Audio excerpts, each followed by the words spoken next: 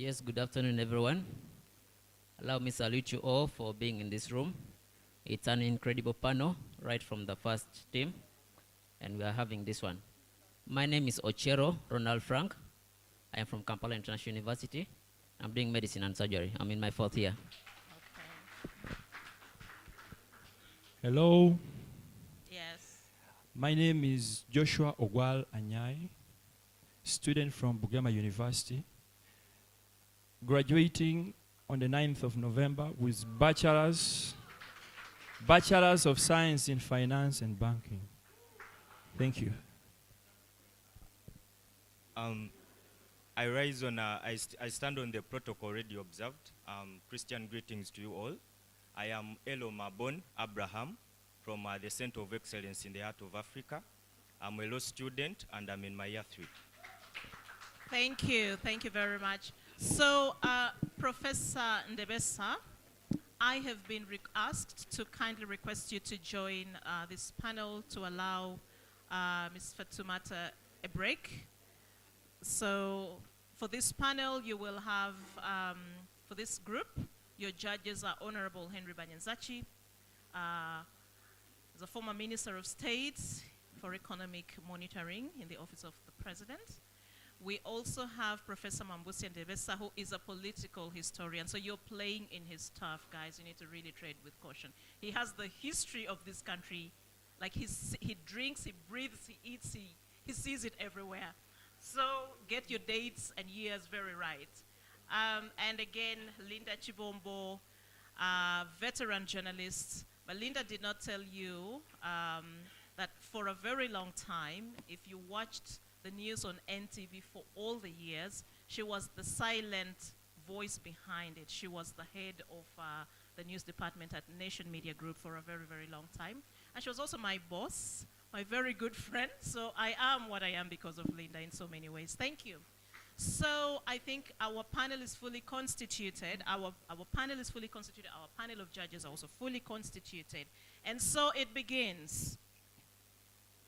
And we will again follow, just not to confuse our judges, I think we will go in order, okay?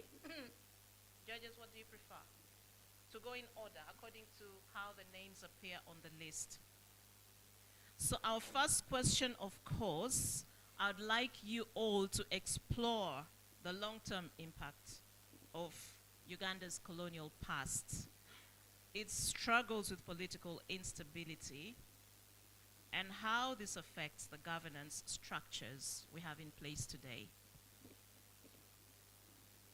I will repeat.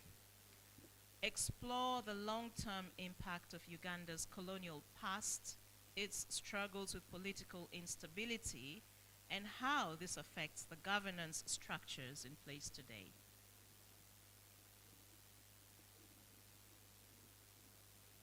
We need to repeat. Should I repeat that once more?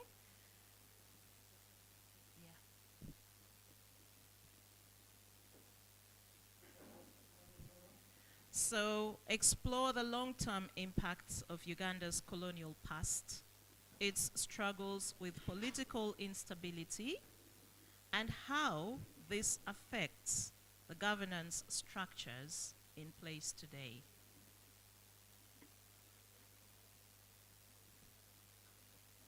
If anyone needs me to repeat, please let me know. Yes. Again? Yes. Okay. So here we go again.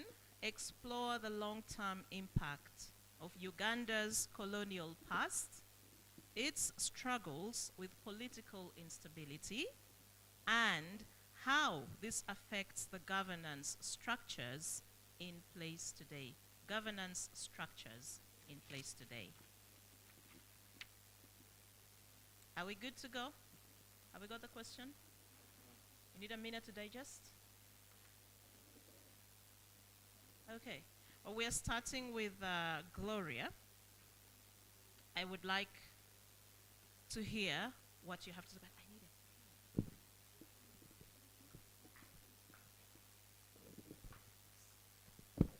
it. Microphone.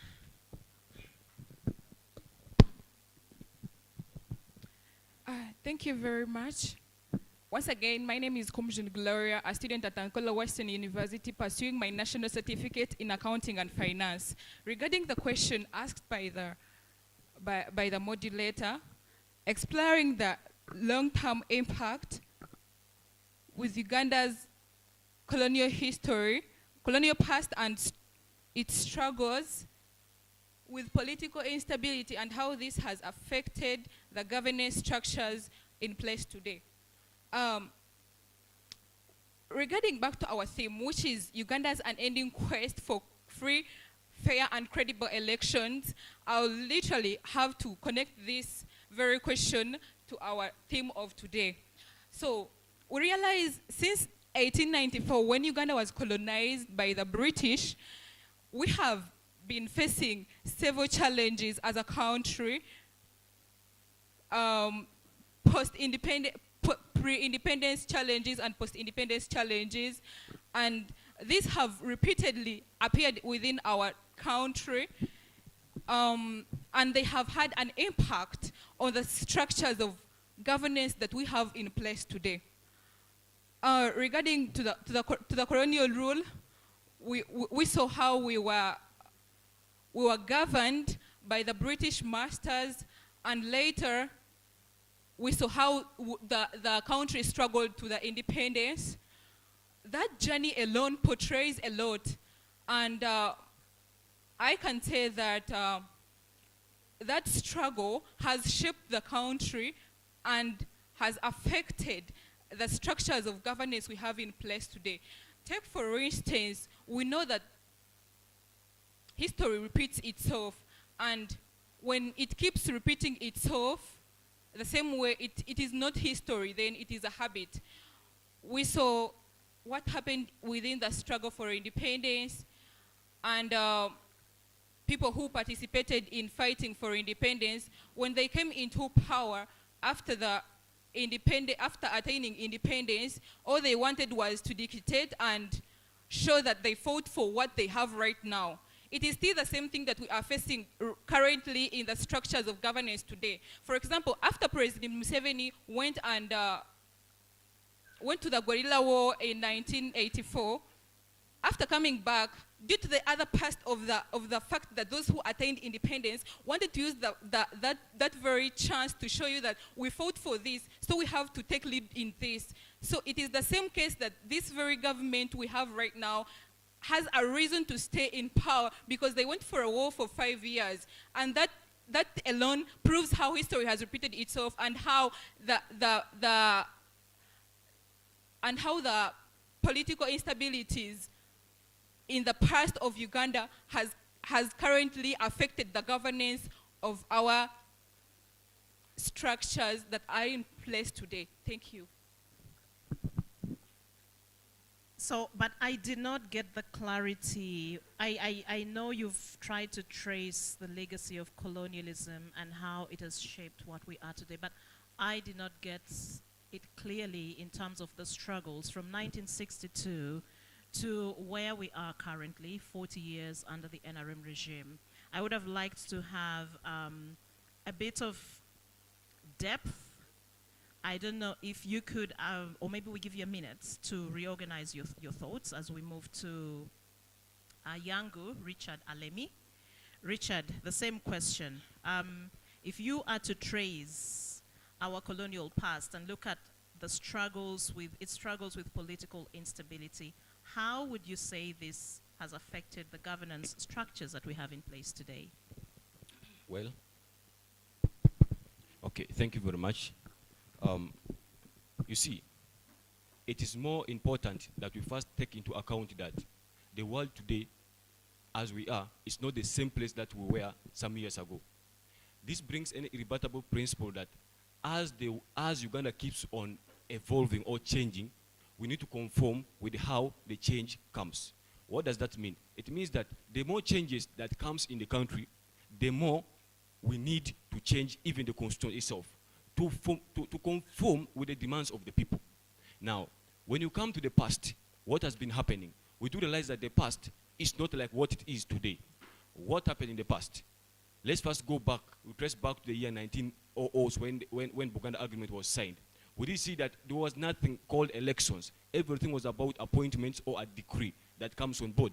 This transisted until the year, that is 1920, when the legislature was introduced into the Republic of Uganda. When it was introduced, what happened? In the year 1953, that was when Uganda was able to appoint the likes of Petro, the likes of Yokonia, and the likes of Kagawa into the legislature. And then just 4 years from that, that's the year 1957, Uganda held, actually the legislature held something called elections because people were restricted from electing by then. Now, it is from that ground that now the ideology of elections started now what? Coming in. After, I remember the question of the Kabaka's crisis with the Article 6 of the Buganda Agreement, which provided that what? That the Her Majesty started to recognize the king as the native ruler and protect its ministers in Buganda Kingdom. But Clause 2 is subject to that rule that in case the Kabaka in any way goes against the policies or whatever the Queen or Her Majesty's government brings on board, and then the withdrawal of his recognition will be withheld. That alone prompted Buganda to now demand through Sir Andrew Cohen's need for what Buganda to be made as a federal state and for the independence of Buganda at large. That was by the year 1953, hence resulting into the Kabaka crisis of 1953-1955. That's one of the causes. So when you look at the trends of events of how it has been happening in the past, you see that the more the years pass, the more we keep on evolving and changing in terms of our political quest in regards to the aspect of elections. Now, let's come to the year 1962, when Uganda held election. Actually, when the constitution was what? When Uganda became independent. We do realize that it was by then Sir Apollo Milton Obote and I think Paul Semugurere who went to the UK and went on behalf of Uganda to get that constitution. So when they brought the constitution to Uganda, what happened? People believed that that was going to be the time when Uganda is going to experience what is called a freedom in terms of people being limited from exercising their rights. But no, it wasn't the fact. What happened? The issue of head of state came on board. As to who is to be the head of state by then. Was it to be the prime minister or was it to be the Kabaka who was the king of Buganda? People were on context by then. So what happened? They came to a resolution that one elderly man in the names of Frederick Mutesa was now elected to be the president by then. But when he was elected, was that all? No. People believed that things were going to change. But Uganda was still in instability until by then Sir Apollo Obote was seeing what was happening in regards to the context of Uganda's administration, in regards to the 1962 constitution. And then when they reached 1966, Obote capitalized on the downfalls or the faults that were happening in as far as the presidency of Frederick Mutesa, who was appointed by then. He capitalized on those errors and through Godfrey Binaisa, who was by then his one of his cabinet, he asked Godfrey Binaisa to draft the constitution on his behalf. In 2 days, Godfrey Binaisa drafted the constitution. And then from there, the next thing is we hear that Obote went to parliament and stated that this is going to be the new constitution. If you're going out as the MPs, go to your pigeon house and get it from there. It was that abrogated there and then. So that constitution became the interim constitution of 1966. Now, by the year 1967, that was when it came to pass. Now, Obote ruled in Uganda from the year 1967 to the year to 25th January 1790. To the year from the year I beg your pardon, from the year that is from 25th January 19 I beg your pardon, I have forgotten but he ruled for 9 years. You get 1971. Very good. I remember the year 1971 when Obote ruled. It was on that day that Idi Amin, under the leadership who was the army commander, he came on board and said, look, whatever is happening in the governance, it's not in line with what the people demand.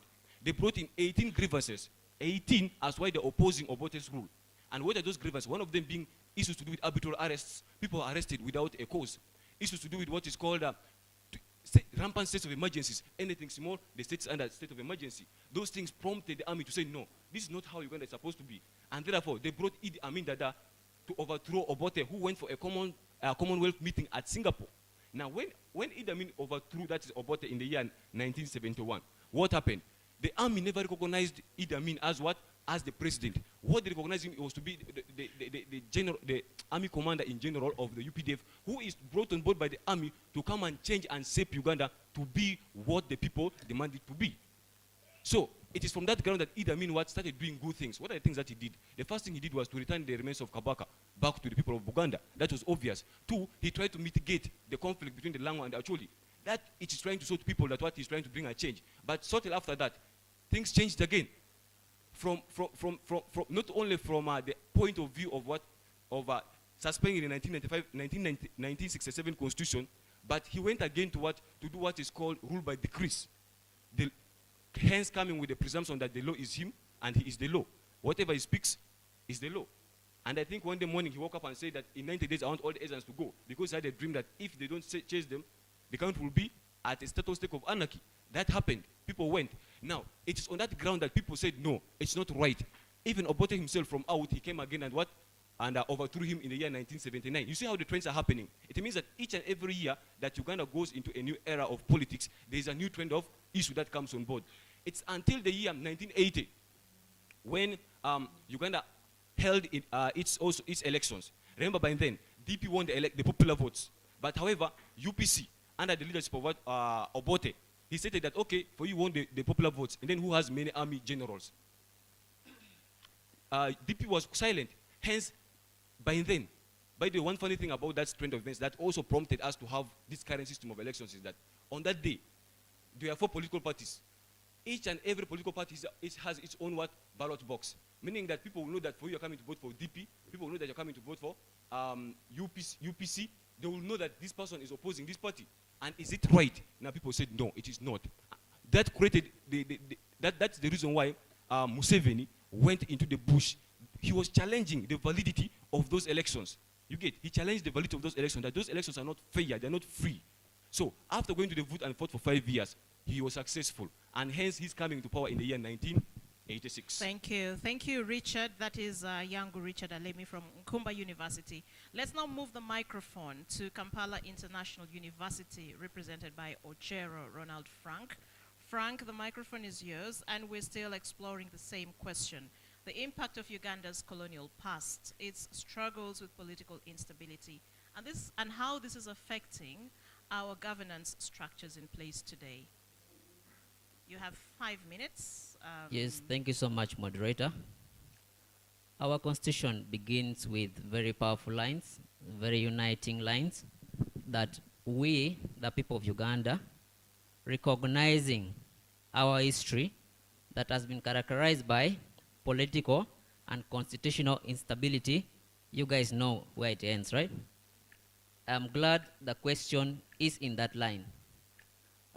It would be very unfair of me to give a lot of history on what this gentleman has put forward. He's right. He has given us the details, and I'm going to recognize that our history has been characterized by political instability. The climax of it is that we have never had a peaceful transfer of what? Of power. In 1966, we saw Obote overthrowing the Kabaka and removing kingdoms. And then in 1971, we saw Amin coming in and removing him from power using the army. And then in 1979, through the blessings of Mwalimu Julius Kambarage Nyerere, Obote was able to bounce back into power. And then in 1986, we saw Museveni coming into power through the same process. So it is very true that our political system has been characterized by what? Political instability. But I'm going to explore the governance part of it. The governance structure, how has this affected our governance structure, right? Our claim to fame as a country is that we are a democratic country, isn't it? But let us further explore this narrative. What are the features of a democratic country? One of the features is that power belongs to the what? The people. Yes? Another feature is that the people's will are implemented at all times, right? I don't know whether we have those features in Uganda right now. Does power belong to the people? Are people's will implemented at all times? We saw during the removal of the age limit, MPs masqueraded that they went and consulted the public, and indeed the public's will was that this part of the constitution should not be tampered with because it's fundamental. But when they reached parliament, they voted yes. Yes, against the people's what? Will. That nullifies the question of a future of democracy existing in our society. What are the signs that a society can uphold democracy? One, a society needs to have an empowered generation through civic education. I want you to forget all that you see in social media. That does not reflect the life of an ordinary Ugandan. An ordinary Ugandan, deep in Karamoja region, probably has never heard what is within the constitution. You get? Someone can live their life 80 years in this country and never actually realize that, oh, what's within the constitution? How do you expect such a person to defend? And then another thing is that we should have a strong and independent legislature. Have you seen our legislature? The laws they pass against the people's will. Most recent one being the UPDF Amendment Bill. Yes? Have you seen the saga around age limit? It's like the executive is having the legislature at chokehold, in that anything that comes up, even if they agree that tomorrow we have to sell the country, these people are able to go to places like Chankwanzi or wherever they go to make bad decisions, and tomorrow they will vote in parliament that let us burn the country. That is how weak our legislature is. And then the third feature, third sign that a society can uphold democracy is having a strong and independent judiciary. Our judiciary is also following the same line. All of them are at chokehold. When they want to breathe, it means they are cooperating with what they are supposed to be doing. When they are not doing what they are supposed to be doing, or when they are in line with what the public wants, that is when they are choked. They cannot make laws. They cannot, let's say in cases of election petition, they cannot produce good results. And that is why I say that Uganda has been attempting democracy. We have been attempting democracy, but we have not been exhibiting democracy. Even in this election, what we are going to do is we are going to attempt democracy. Our history has been marred by political instability. You get? So we are trying to attempt this thing called democracy as a governance system, as a country. That is my stand on that. Thank you very much, and you did it really within time. But before you hand over the microphone to your colleague, there was a hand up. Your colleague from NKUMBA University, Yango Richard Alemi. Well, is it a point of order or point of information? Point of information from Please. me. You talked about the age limit bill. That was Article 102B, right? That was scrapped off. You talked about it not being fair. But are you aware that in democracy, there's what is called majority over minority, where some people might second, others might second, and they take the majority to determine what is to be done. And if so, don't you think that the acts done by parliament, by seconding, by making people to go and listen to the views of the people, that makes them say that we want it to be removed, and others say no, it's all about majority over minority? Allow me to paint for you a picture of majority in Uganda. They say that our election has to be 50+1 votes, right, for someone to qualify to be president. But in the last election, where we had 18 million voters, almost half of those people didn't vote. 59% did not turn up to vote. Yes? So meaning the number of people that should have voted, it's already majority. The votes already reflect minority. You get? And that is what we declare. In this year, the total number of voters that have registered is 19 million. What has been declared in April, I think 3,000 something voters that are new registers. Out of that, over 3 million are not registered and they're above 18 and they qualify to vote. Our total voters this time should have been 22.3 million voters. Yes? If we follow the trend of last 2021, where almost half didn't vote, it means almost 12.5% of those voters will not vote, which will reflect, out of the 19 million we have, it will reflect that 66% of the people won't vote. The majority won't vote. And we shall declare that 50+1% have won. You get? So our election already does not reflect majority. Thank you, Ronald. Let's now move to BUGEMA University. Panelist Ogwal Joshua Anyai. Again, the same question. The struggles of Uganda, the struggles with political instability and how this affects governance structures in place today. of course, exploring the long-term impact of our colonial past. The microphone is yours.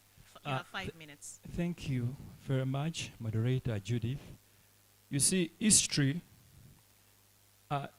is made of the past, and it helps us to look through the path that can actually lead us to the future. And talking about the history of the colonialists, their past impact in Uganda, and whatever happened in the past, first of all, we have to start by intersecting and looking for the reasons, what were the views and the objectives of the coming of the colonialists to Uganda. If you see, before the coming of the colonialists, we had a range of foreigners that came and invaded the East African coast, and they occupied, some occupied Uganda, the Arabs, you can talk of the Europeans, and then so on. And so their coming came in shifts. We had the missionaries that came and softened the hearts of the Africans. And then later on, now we had the final inversion. But first of all, we should know that this started way back when a group of Europeans sat in Europe on the table. They laid the map of Africa, and then they divided countries among themselves.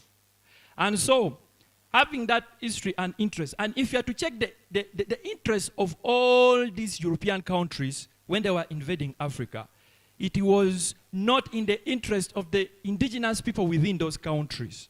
And so, when the colonialists came to Uganda, the British, it is within the same context that they did not come to build Uganda.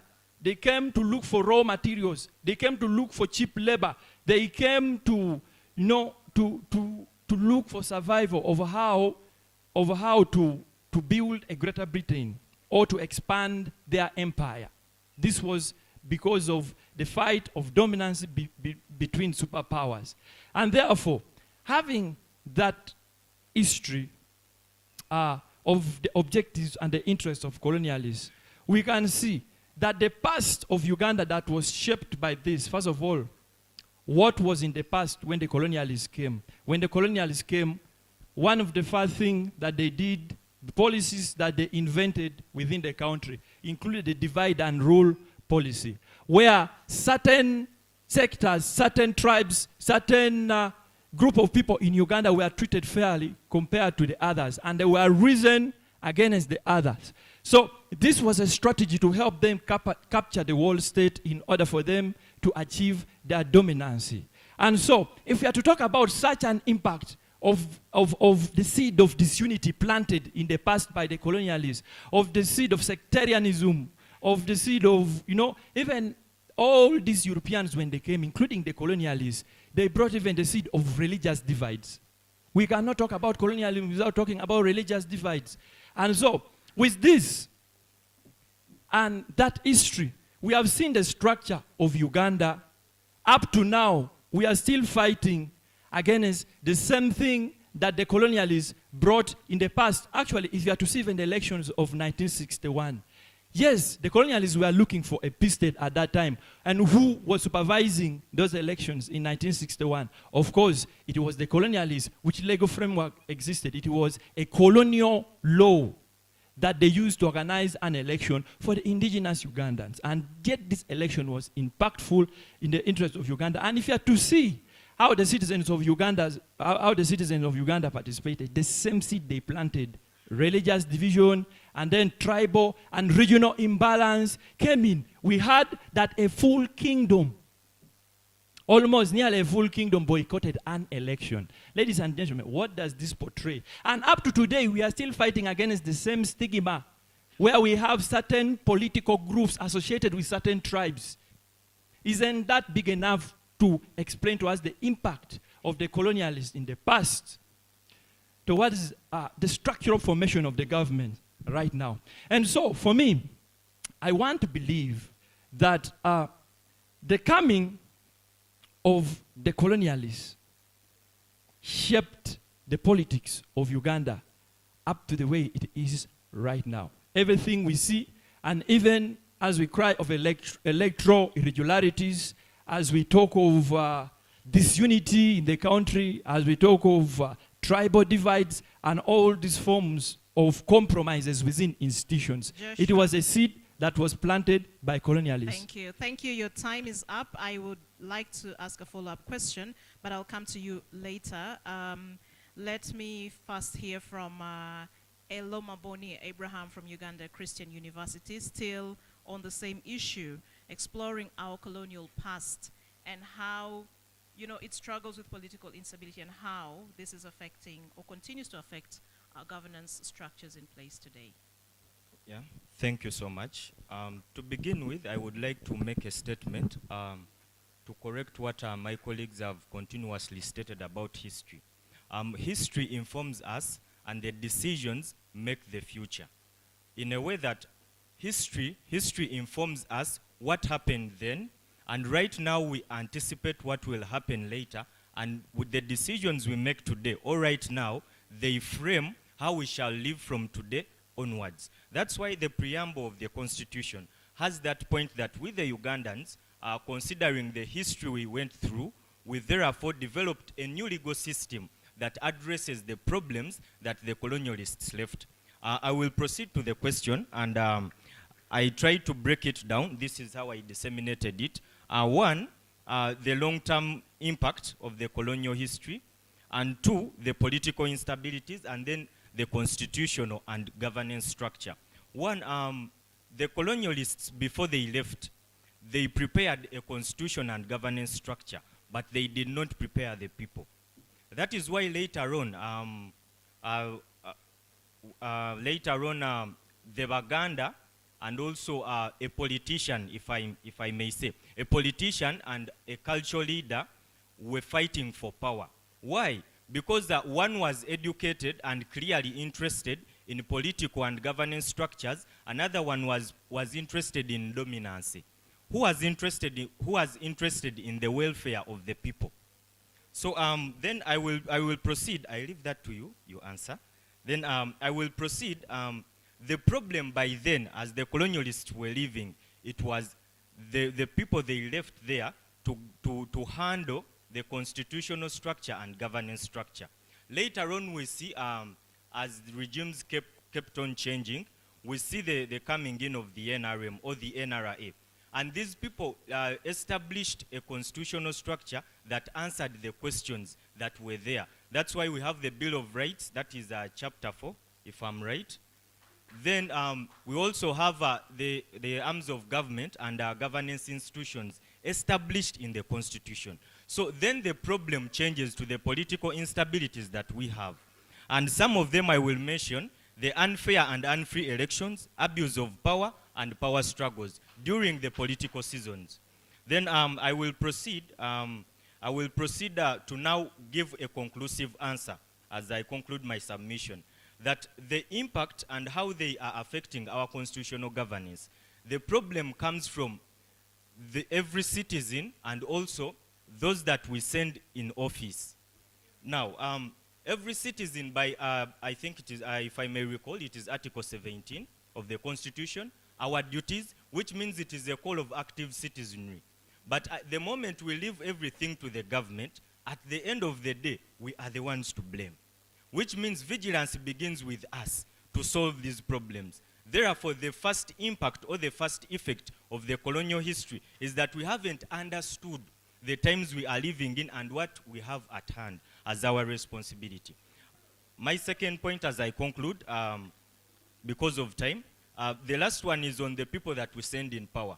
When you look at the NRM government, when it came into power, you have a point of information? Yes. When my colleague was talking, he talked about... okay, allow him continue. You lost the train of thought. If I may proceed Abraham, as I conclude. please proceed. Let's allow him proceed and then you come in. Yeah, as I was concluding, I was driving to a point where our government also is to blame, or our stakeholders, that they haven't prepared generation after generation. Our generation, by the time we started school, we had a program by the government, the Patriotism Corps, aimed at building patriotism and nationality in with the students or in with the young people. But up to date, it has not yet fulfilled that purpose. We do muchaka muchaka. I was a patriotism commander. By experience, I do admit that we do muchaka muchaka, chapa mugu, no patriotism taught, no nationality taught, whereby if we are taught this, we could be advocates of solving such effects that were left by the history that keep on being carried on over and over because of the few points I've raised. I so submit. Well, thank you. There are 3 hands for you. Ogwal, I hope you've organized your thoughts very well now. I wanted to bring the question so clearly. Yes, you talked about the citizens not taking part in all these things that you are talking about and leaving everything for the government, and yet at the end of the day, it is the citizens to blame. My question is, are people in government not citizens? I take them at once, or I respond to each? You can respond and then we come to Yeah, your other in the first place, I would like to inform my colleague. I would like to pardon for you that I raised two points of focus. Those are the citizens and also the people in office, those that we do send in office. And I stated for you Article 17 of the Constitution, which states our obligations as citizens of this country. And at the end of the day, the Constitution itself, it provides for we being the custodians of our Constitution and governance structure. Let's hear from Ronald.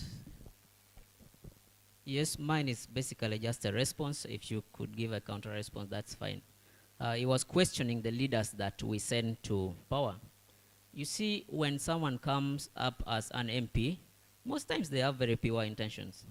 But when they join some of these political parties, for example, when they join NRM, you find that to pass, you need to have very much amount of money to bribe the voters, or to pay your way to be nominated, to hold the party flags. Yes, indoctrination into things like corruption happens automatically because we are in an environment where it's a do or die. You get? If you go to NUP, you find that you join there and immediately you're radicalized. I'm not saying radicalism is bad, but sometimes it blurs objectivity. Yes? If you go to DP, you're going to find that you're becoming an opportunistic person, or UPC or something like that. I'm not attacking these political parties, but you see, the concept of protecting the gains that we are having right now, someone who is joining NRM knows that at somewhere, teachers are not being paid. Somewhere, hospitals are lacking drugs. Somewhere, roads are not being done. You get? But they are saying, oh, let's protect the gain. That is the indoctrination, even if you come with very pure intentions.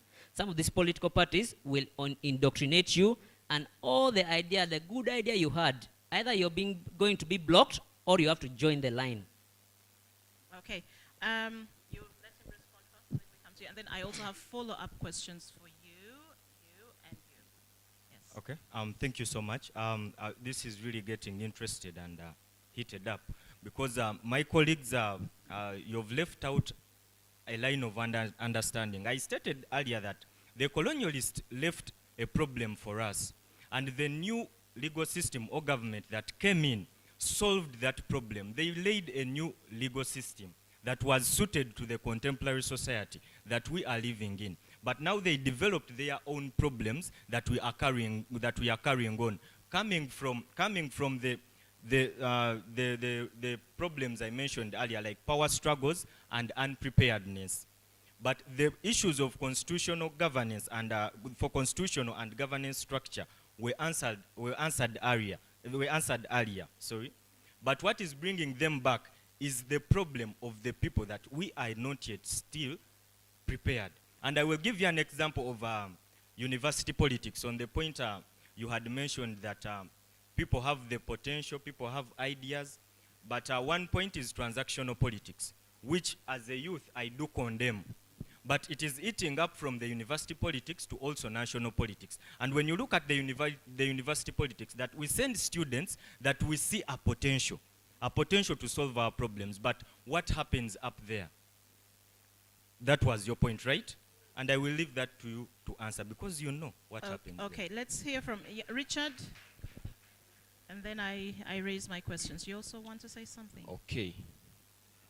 When I said earlier on, I said, the more we come into a new era of elections, the more things keep on transisting, because we live in a society that keeps on evolving, meaning we change and conform to how the society evolves, right? Now, you said that by then people were not what? People were not prepared for what? For elections, right? Now, let me tell you that I interject completely. Why? Because when you see the letter the Kabaka wrote to Sir Andrew Cohens, what was it about? It was seeking for what? Independency. Now, when they're seeking for independence and Uganda to be made as a federal state, what does that mean? It means you are ready to accept that they need to what? Rule on their own. This is again subjected to the 1962 constitution when Dr. Obote and by then Semogere, who went to UK to go and draft this constitution, the 1962 constitution. In it, I think there was a chapter that was given clearly on how administration in the country was to run. In that, what does it mean? It means they're able to give in the structural view of how they expect the country to run when they get independence. Now, do you expect the colonialists by then to come to the people and say, guys, I want you people to prepare, we're coming for elections? No. What they do is they say to the country how it's supposed to run. And then the onus is on how the individuals who have been selected to run that particular part, to now let the people know on what they're supposed to do. But don't blame the colonialists for not preparing, because they did their part. So, that part, please. No, we're not giving you more questions because we need to really move. Let him respond, and then we come to Gloria. But he needs, let Gloria ask, and then you respond to both of them. Yes. Oh, thank you very much. My information to my fellow panelists is that, you know, we can deny facts, but we cannot erase their evidence. So you were telling us that you stood at a point that history is not repeating itself at some point in your submission, and I'm so bold to tell you that if you set a house on a fractured foundation, it will never stand for long. And the fact that you're sugarcoating chili does not take away its taste. So you cannot tell us that what is happening now, or after the colonial Uganda's past, Uganda has not had any big impact, or history has not repeated itself currently, just because you think what is happening now is not what happened exactly in the past. The fact that last time they were using sticks in elections does not mean that when they use guns this time around, we shall term it a different way. Thank you. Let him respond, and then I'll give you my follow-up questions. Thank you so much. Thank you for your concerns. I will begin with my colleague. On the point of I'm shifting the blame, right? That was your main emphasis. And now I will put this clear, that the theme of this debate is pointing at elections and democracy. But the question at hand raises colonial impact. It also raises political instabilities. It also raises constitutional and governance structure. Then my response would be that I hope your history serves you well, that before they brought in the constitution in 1962, we had constitutional conferences whereby our fellow Ugandans were represented there. But do you realize that everything was set in motion, but the point of contention was on dominancy, the lost counties, the territorial gains, political power, who takes over if the colonialists leave. And that shows you that they were not prepared to govern us constitutionally and democratically. And I will go on her response. There is a misconception, I should say, that I stated history informs us, and the decisions we make frame the future. I hope that was clear. Thank you. Okay. Yes. So, Gloria, your follow-up question. I would still need some clarity on how the past, the colonial past, is actually shaping our structures today, because I feel it did not come out very, very clearly. And then so Gloria is from ANKOLE Western University. The other question I had is for Ogwal, Joshua. Joshua, you questioned the motivations or the interests of the colonial powers when they first stepped foot in Uganda.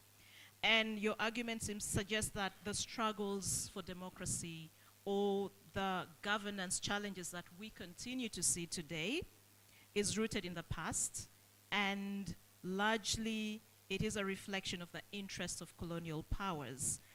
How then do we break free from these shackles as a country? And it's also a similar question for you, Abraham from Uganda Christian University. You said the colonialists did not prepare the people. In your thinking, do you think it should have been their responsibility, or is it their responsibility to prepare the people? And where then does that leave citizen agency?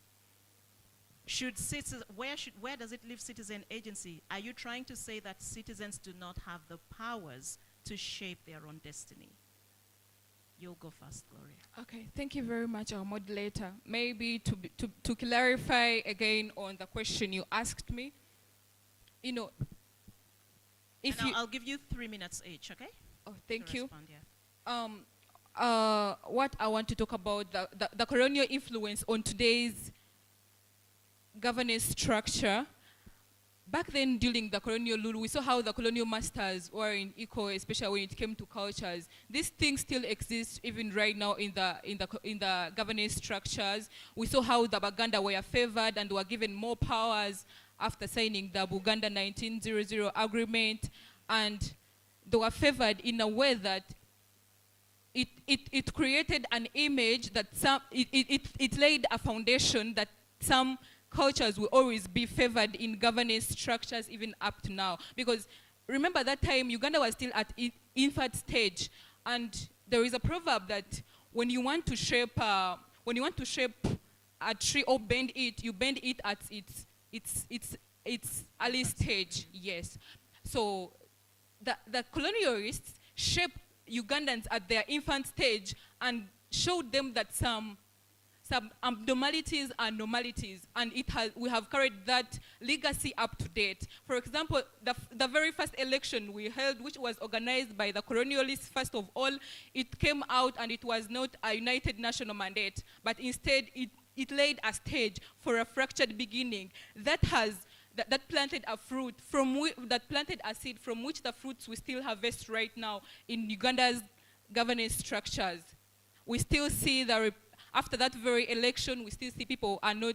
Some people still claim this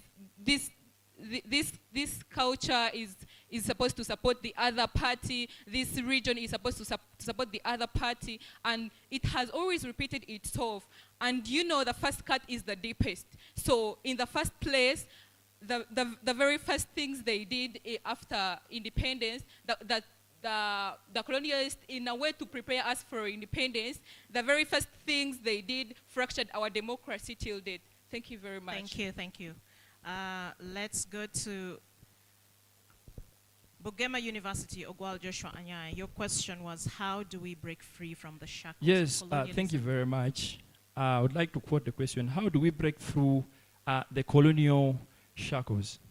Well, first and foremost, I want to acknowledge that from time memorial, we have always had reforms, amendment of constitutions, governments, and then so on. But what we have lacked is transformation.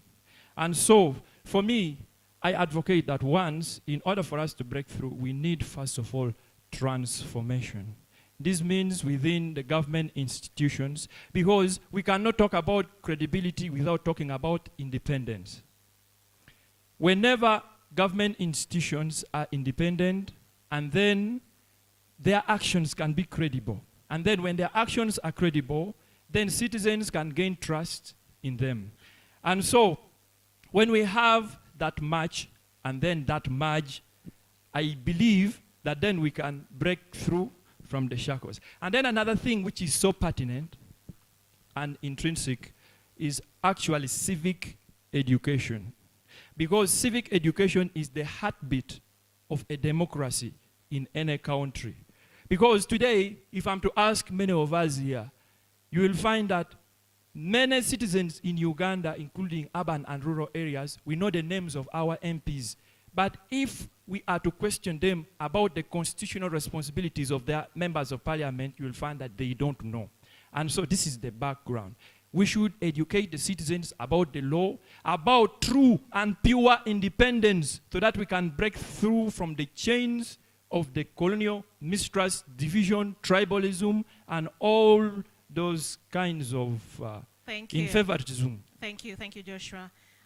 Uganda Christian University, Abraham Elomaboni, I gave you a similar question.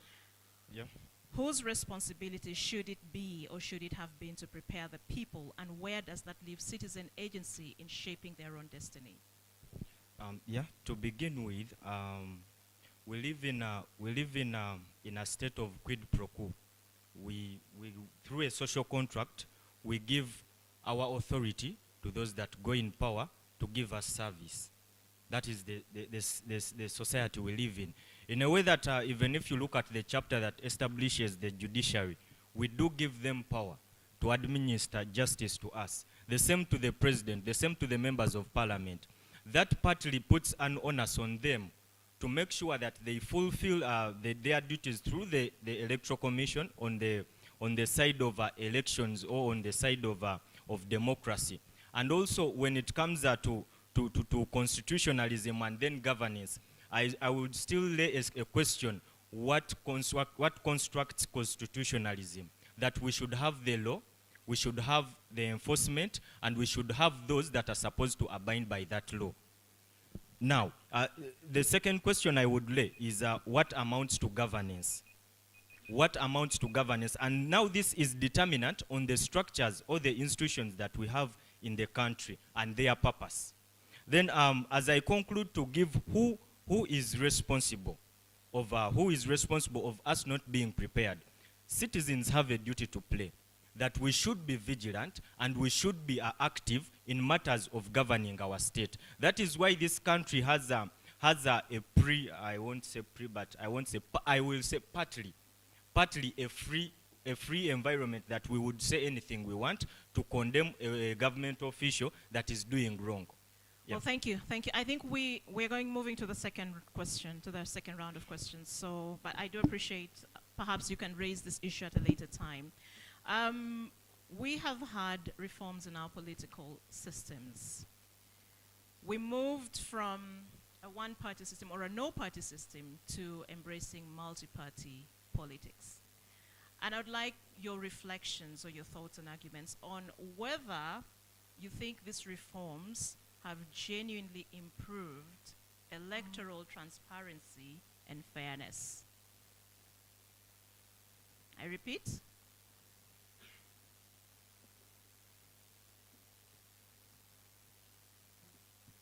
Okay. Have these reforms, the move from a one-party system or a no-party system to multi-party politics, have these reforms genuinely improved electoral transparency and fairness?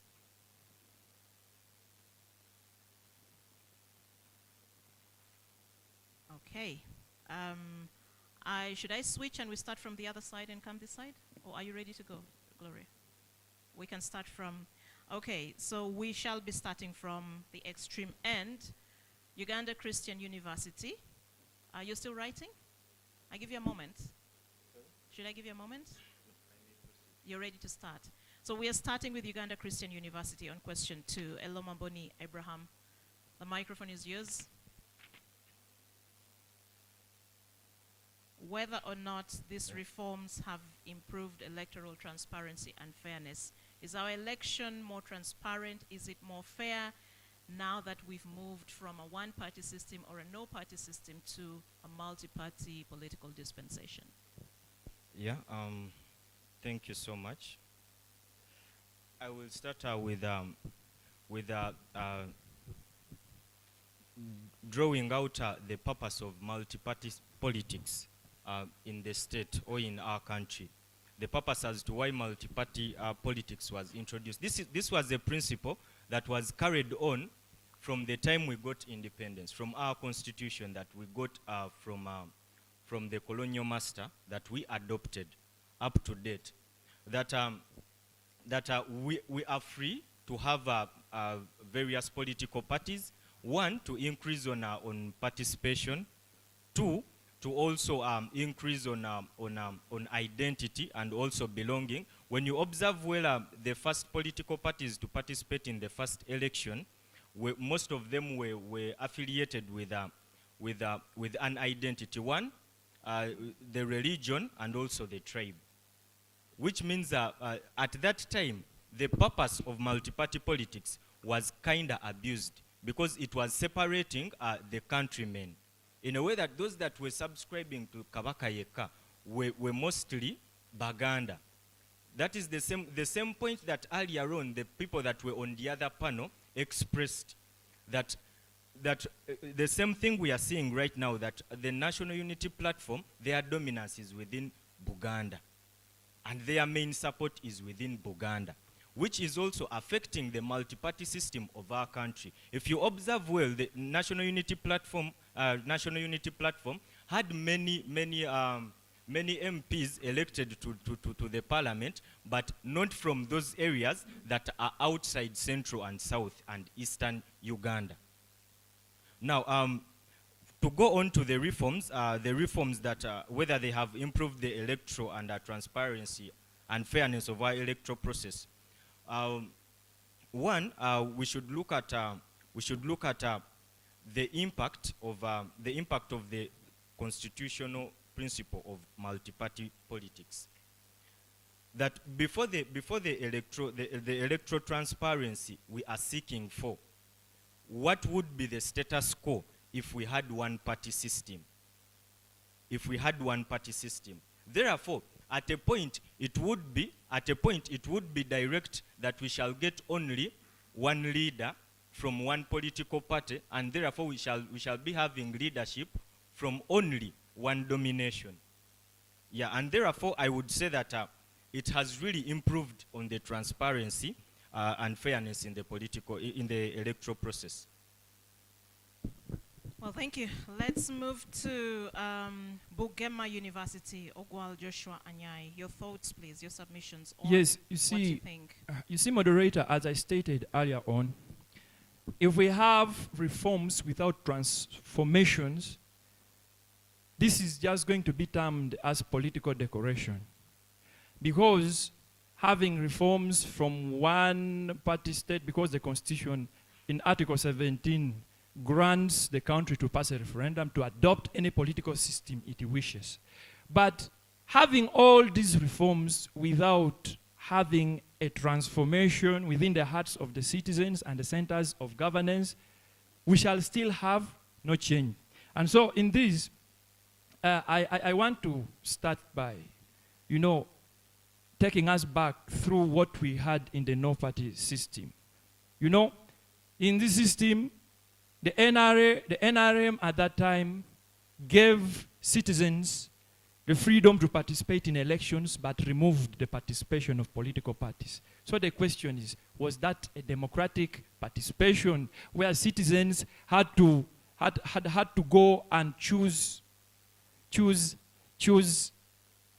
nothing, because there was no differences in ideologies, there was no differences in how people think, and there was just one uniform.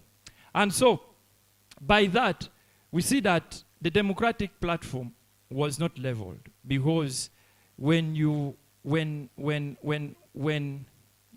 a football match, and then you allow people to go to the field and then play, and then in the football match, you let everybody put on the same color of uniform, you can see that we shall not have a transformative match. People will be confused, and some people will give passes to people they are not supposed to give, because this also undermines the functions and the advantages of political parties in a democratic government. They check the government and they help in transformation. And so, with the limitation of political parties, this was dangerous. And therefore, when we talk about transparency, for me, I understand that transparency is when citizens go and cast their ballots, they have the results as it is casted. That is according to me. So now, when we have a question like, has these reforms genuinely improved electoral transparency and then fairness? For me, to me, I will say that no. Reason being that we can see this everywhere. That, as I stated, it is not about the reforms. It is about the transformation within the government institutions. Unless government institutions and then the structure of politics within this country is changed and transformed, we shall still have the same prospects of outcome. That is why we have seen, even under the multi-party dispensation, we have still had the same government for over 40 years. What does that mean? Your time is up. Your time is Thank up, you. Joshua. But there's a hand up. Your neighbor is raising his hand. So Abraham, very quickly, before we come to you, Ochero. Yeah, I would like to inform my colleague on the point of reforms. When you read the text by a book by Professor George William Kanyehamba, Challenging a Presidential Election, he discusses how the recommendations of these reforms were given through the judgments of every presidential election petition. And one of them were really adopted by Honorable Norbert Mao when he came to Parliament earlier this year, when he came to suggest new reforms for this electoral process that we are going in. And him stating that they are really not useful or helping to the transparency and fairness of the elections, I do condemn. Perhaps a question to you, Abraham. What is your understanding of transparency and what is your understanding of fairness? Transparency, I would put it in an ordinary state that everything in the is done context of elections. in the context of elections. Yes. Yeah, transparency. Everything is done according to the law and to the benefit of the people. And fairness, everyone is treated equally and everyone is represented and everyone takes participation without any hindrance. Do you think there are no hindrances in our election systems? Hindrances are there, but they are not, the factors that cause them are not literally a blame onto the reforms that are being brought in. Let's proceed. He was asked. Respond and then we come to Ronald. Yes. He was raising pertinent issues and trying to uphold the reforms. But however, I want to still again make it clear that if we have reforms without institutions and then the structures to uphold them credibly with integrity and discipline, those reforms are just going to be a shackle or a wastage. That is from my vantage point of view. Thank you. Let's now move to Kampala International University panelist Ochero Ronald Frank. You have 5 minutes. Do I have to repeat the question? No. Okay. Thank you so much. I think me and my brother Abraham are viewing this country from two different lenses. His lens is giving more positive results, and most likely they are false positives. You see, for transparency and fairness to prevail, there are ingredients. Yes? Having many political parties in a multi-party system is just one of the ingredients. Yes? And then we have other institutions that have to come into play to do their part. The Electoral Commission. Yes? And then we have the judiciary that has to come and play and do their part. And then we have the work of the security that has to come into play. You get? So let us scrutinize whether these people are doing their roles. We have many parties. EC, what is the EC doing in conjunction with security at the moment? The current status of the country, we have seen a number of MPs becoming unopposed. Yes? But in what criteria are they using to become unopposed? We have seen people crying to be nominated, they qualify, but they're being what? Blocked. You get? So, even if we're having many parties registered, they are not participating, they are not being given space. Even if it is just one constituency that's been affected, the whole system collapses. You get? And then, restriction of participation through intimidation by security. We appreciate the involvement of security organs in some of these processes because we know things can go wrong, you get? And it might be you whose legs is broken, so I want the guy to be there. But what is he going to do? And most especially, it's not the army's work. It's the work of the what? The police. Yes? So, we have to sanitize our democracy. We have to sanitize our electoral process. And every person that is there should be doing the role described in the Constitution. The EC, the security, and then the judiciary. When these petitions come, they always come, and it's always from opposition. Yes? They always come with genuine evidence that things went wrong. But all of a sudden, you see, even the Supreme Court might declare that, you know, we have to nullify this, but it's not upheld. Meaning the judiciary is not doing their what? Their work, or someone is what? Standing on their neck. You get? It's not free and fair. And then let me just, in conclusion,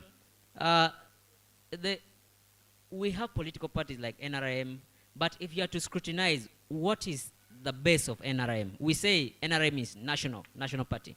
But if you are to scrutinize, where is the base of NRM? If you are to scrutinize UPC, where is the base of UPC? You're going to find that it's in northern what? Uganda. If you are to scrutinize NUP, it's claimed that we are national party. But where is the base? You'll find that it's in Buganda. DP, you'll find that these parties are what? Where their bases are. So, tribalism and other things, sectarianism has crippled, has come into our politics, and sometimes it jeopardizes transparency and fairness. We have heard Akena complaining recently that, hey, I was removed from the race because the government wanted to consolidate votes from northern Uganda. But we claim that UPC is national. If votes from northern Uganda has been removed, how about Uganda get votes from western Uganda? There's a hand up for you. We have to deal with some of those things. There's a hand up for you from UCU. Abraham, let Abraham first. You also have a hand. Okay. Madam Moderator, I rise on a point of order. Is it in order for my brother to rely on a statement made by a politician? At that time, it was questioned and it was never proven that it was true. And is it in order for him to rely on such a statement to mislead the members in the House today? I'll allow him to defend himself.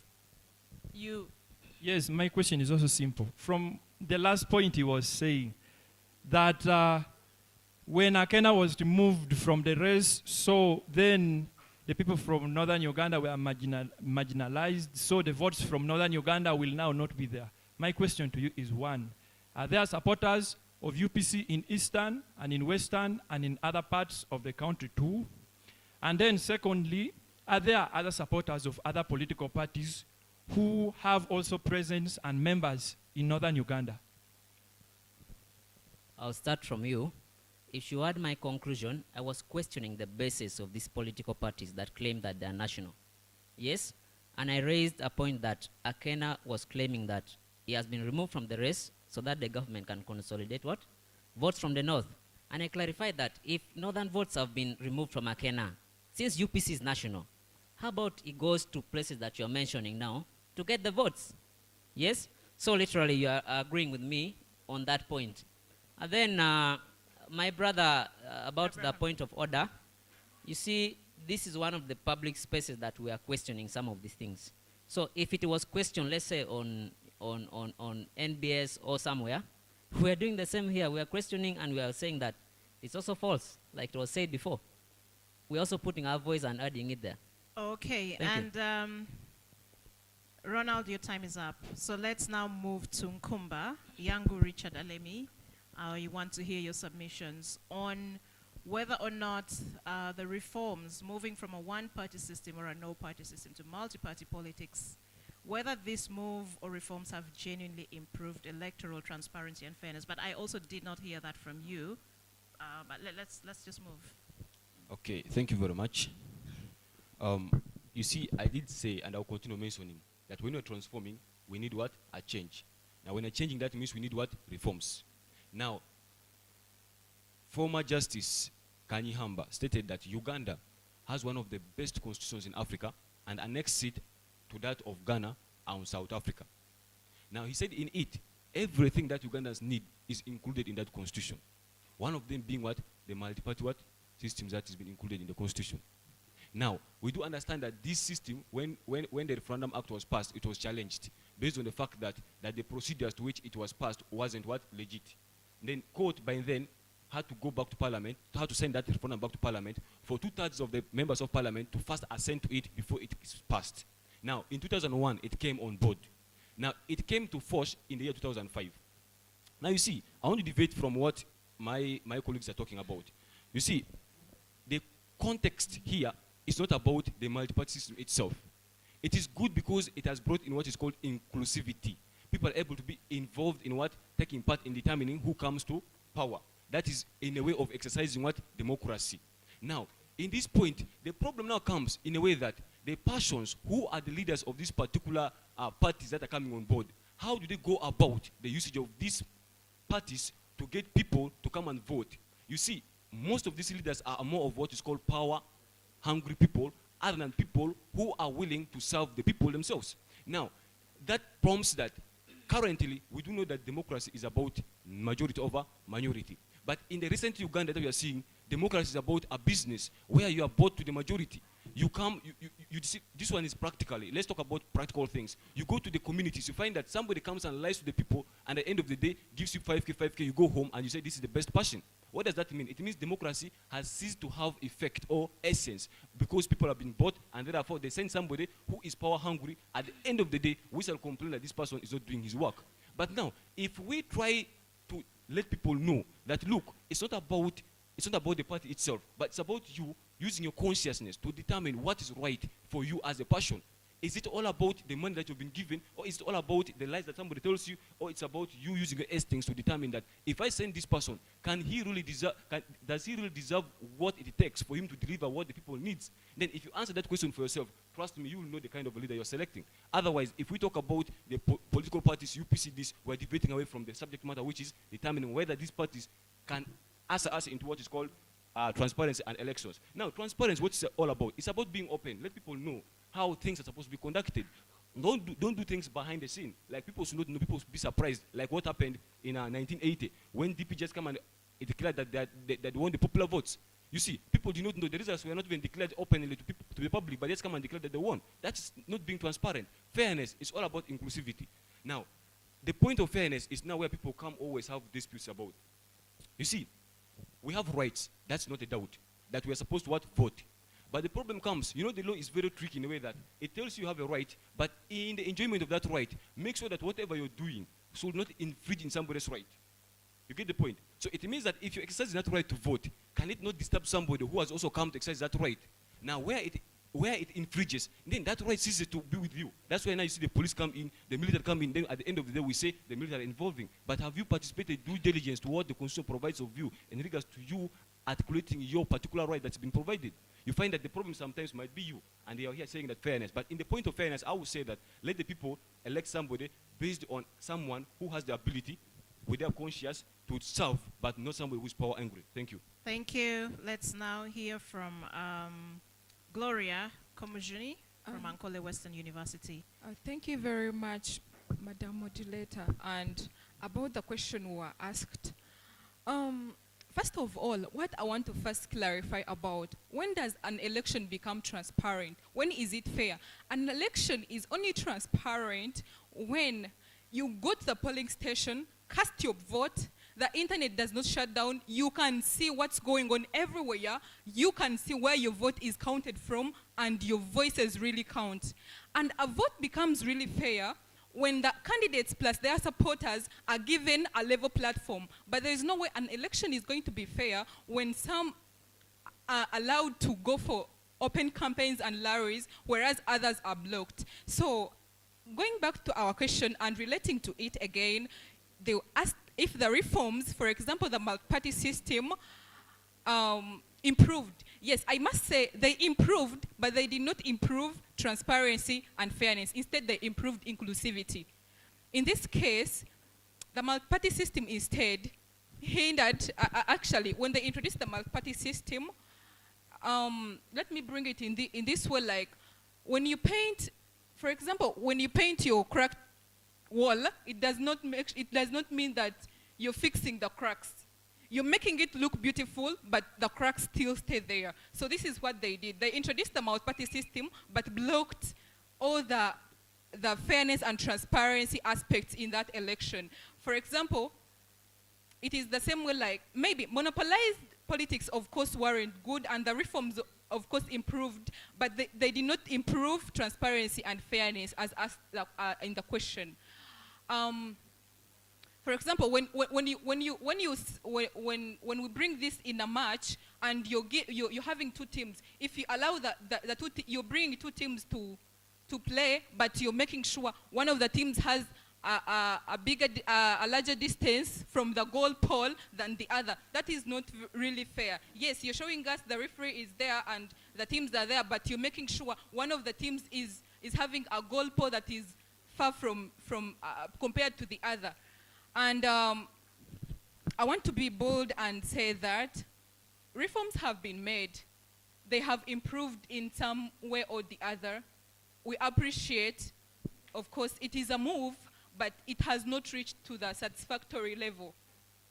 And the reforms, for example, the multi-party system made did not improve transparency and fairness, because after then, we have not proved any transparent or fair elections, evidenced by the shutdown of internet during these elections after the multi-party system that we claim to have been a reform.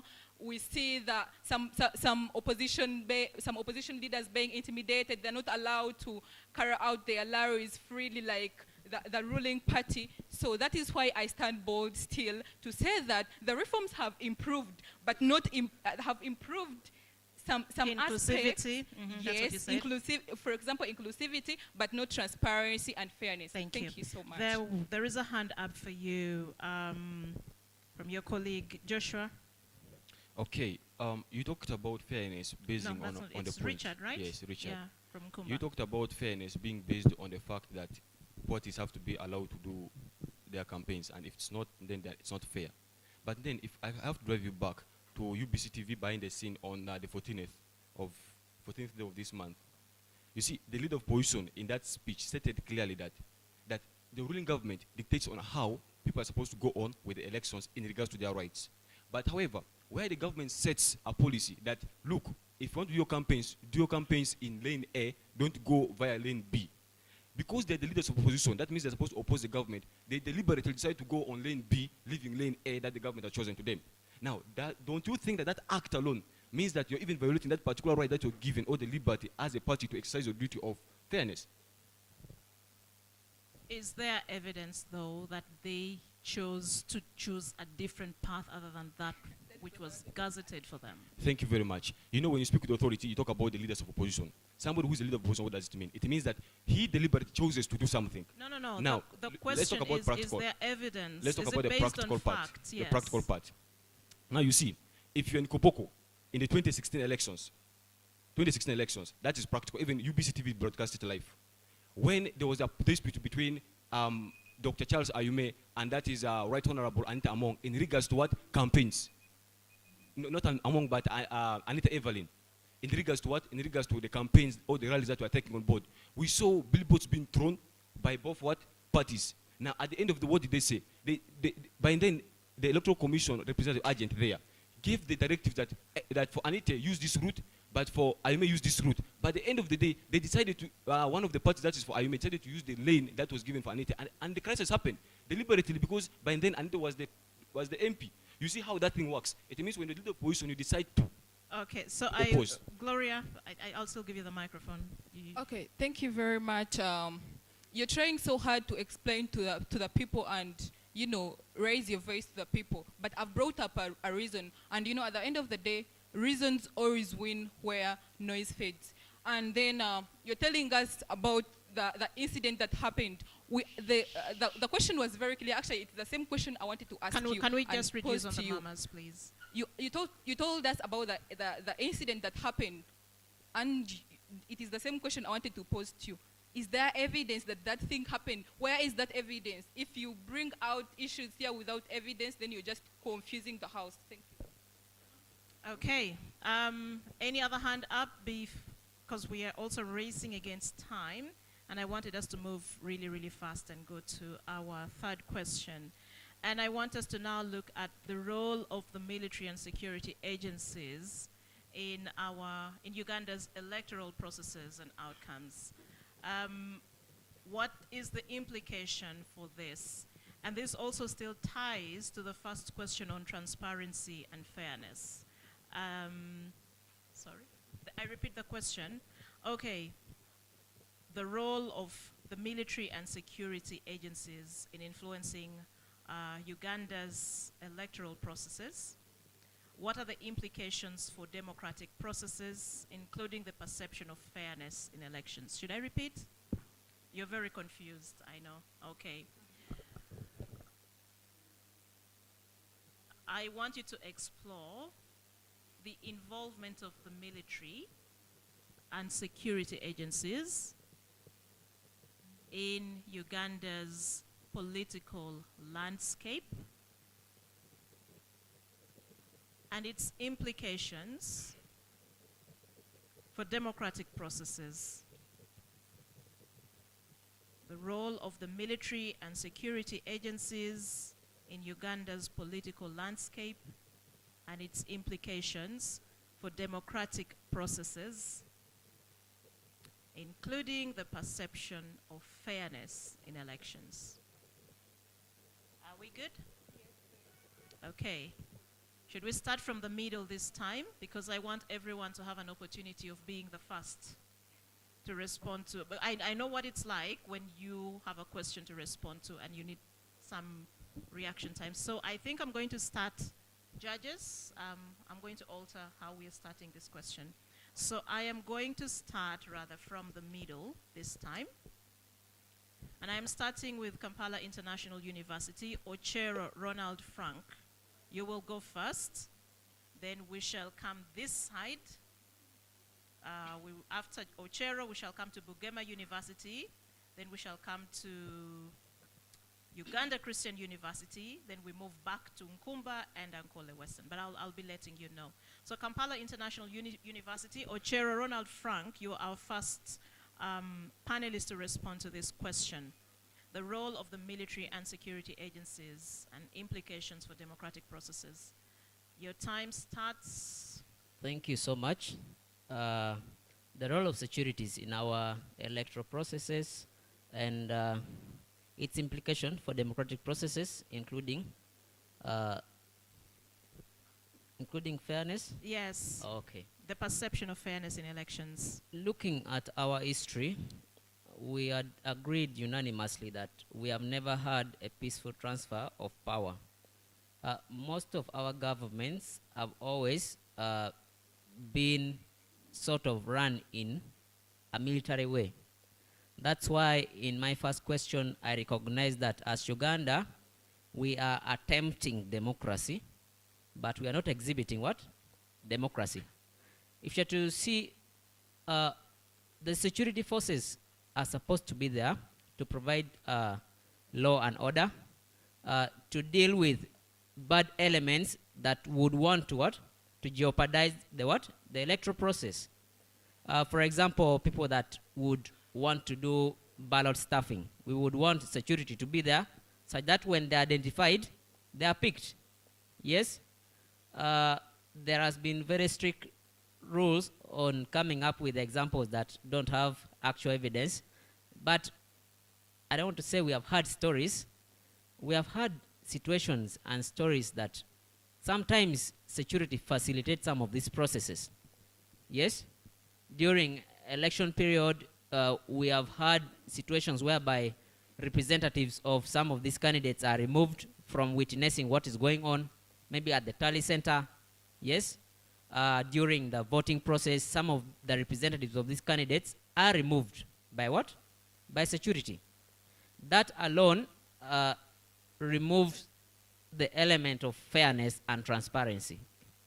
And then, prior to elections, the political landscape or the road to elections, we have always seen mainly opposition candidates being arrested all stopped from going to campaign. Recently, we are seeing a situation whereby a presidential candidate is not being allowed to have crowd on their way to campaign.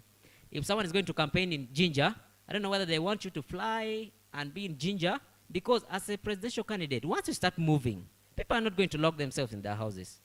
You will reach Mukono, people will surround you. Should you speed up, knock these people down, or because it's campaign season, you'll raise up and wave as you go? This has been condemned by security, but we have not seen it happening with other opponents. Yes? And then the arrest of some of these candidates prior to elections, or recently we have seen people being arrested and not allowed to nominate. Yes? This removes the element of fairness and transparency during the elections. Because if we are having someone who is supposed to go and campaign, but now they're in Luzira prison because probably they were putting on a green mask, which has been identified, anything green probably is now a monopoly of the army. Now, if you see you putting on green, they have to remove you from the streets and go and keep you somewhere. You get? And most times it's just politicians that are being removed, mostly from the opposition. That is also a role of security coming to meddle into what? Electoral processes. That is not what they were supposed to be doing there. So they are playing a big role when it comes to jeopardizing fairness and transparency. I'm sure EC alone will not manage to do such a thing as preventing someone from nomination if there is no bigger intimidation coming from someone with a sizable gun. You get? I wouldn't expect the EC alone to, let's say, remove a representative of someone from the ballot box who is witnessing counting or who is witnessing how voting is taking place without the help of security. So there is a coordination between EC and security, and it's jeopardizing fairness and transparency. That would be my take on that. Thank you. And your 5 minutes are also up. We move now to BUGEMA University, Ogwal Joshua Anyai. On the same question, the role of security and the military and how it influences our political landscape and democratic processes, including how we perceive fairness in elections. You see, when we're talking about the role of security, the military, and then other agencies that protect the citizens, this has been a song that has been sung by our ancestors, by our grandees, and until these generations. We have still been singing these songs of the discipline and the responsibilities and the role of the military. They are clear. We know that they ought to protect the citizens, to safeguard them, their properties, and their belongings. And in an event where we have a constitutional event such as elections and several others that I won't quote, it is the mandate of the security agencies to protect those particular processes or events. But another way we can understand the security, you see, if you have a tree, that tree, we would call it the Constitution. And the stem becomes the security agencies. They help to uphold the Constitution so that it can stand properly. Of course, the root is the citizens, because the Constitution is wholly enshrined on the freedom, the rights, and the foundation of the citizens.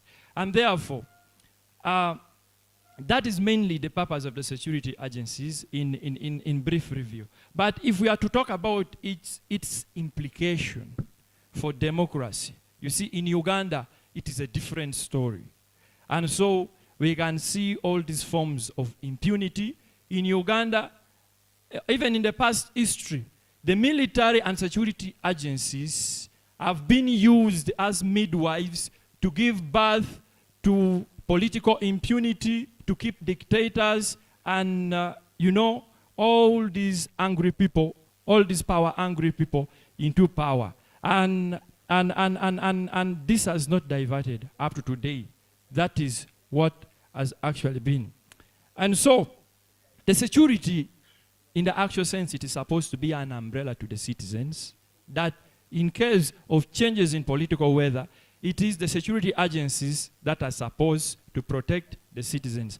But if we are to see recently, the integrity of the security agencies, we have all seen how one of the head of the security agencies, should I mention him? Yes, the leader of UPDF, that one who tweets a lot. He tweets anyhow.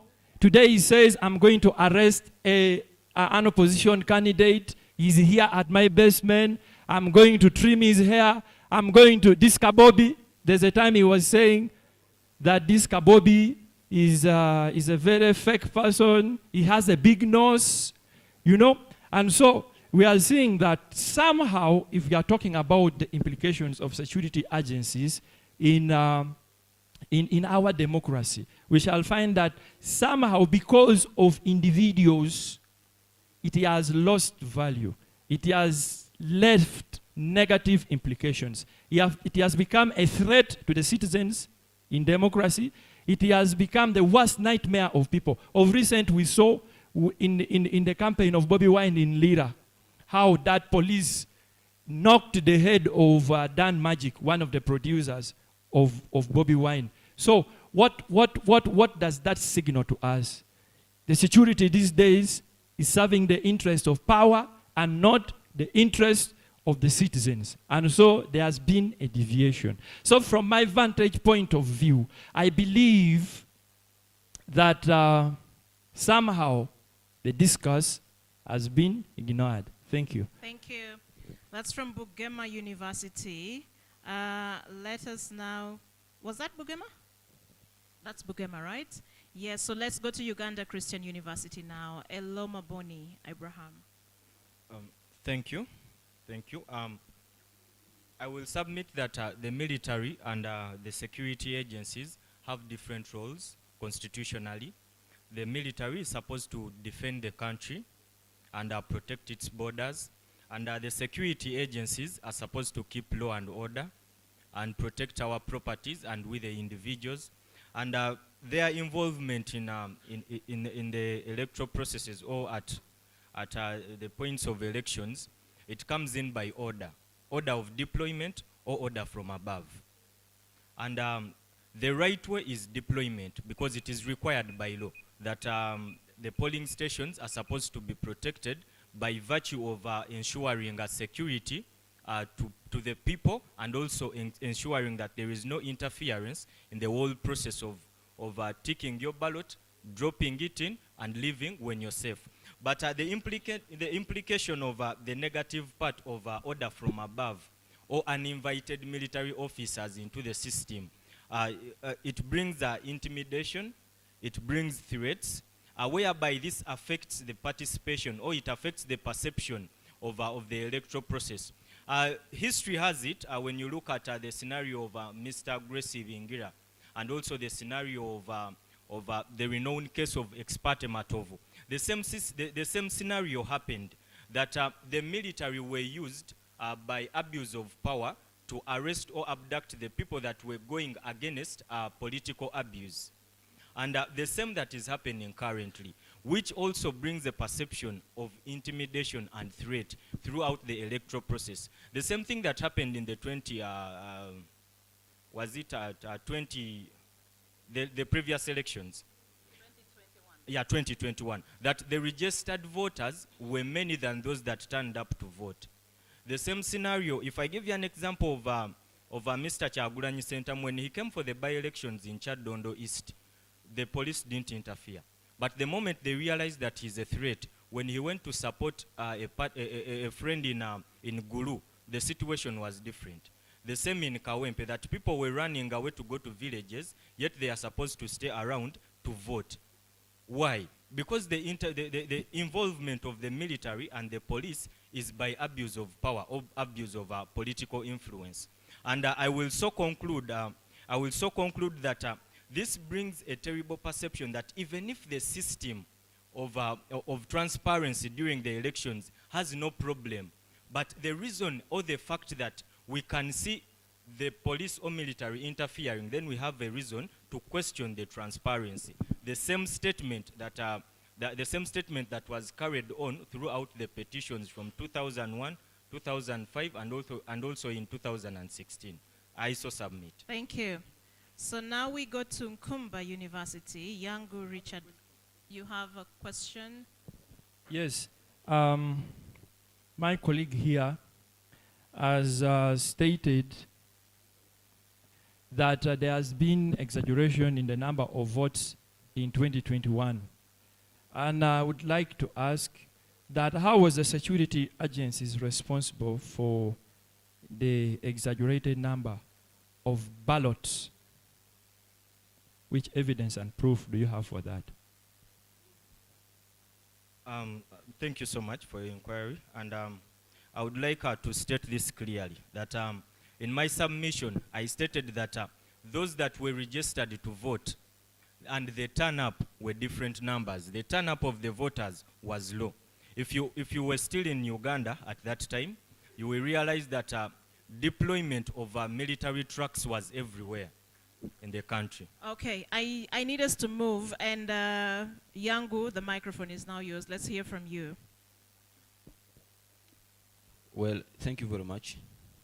I will start my speech from the year 1980, when Uganda first also had its election, when Idi Amin was overthrown. You did realize that by then, fully into the issue of the elections by then. And what happened? Elections were challenged to the extent that even Museveni led his troops to the bush to fight, to challenge the validity of those elections. The interference of the military has impacted those elections to be cautioned. Now, what does that mean?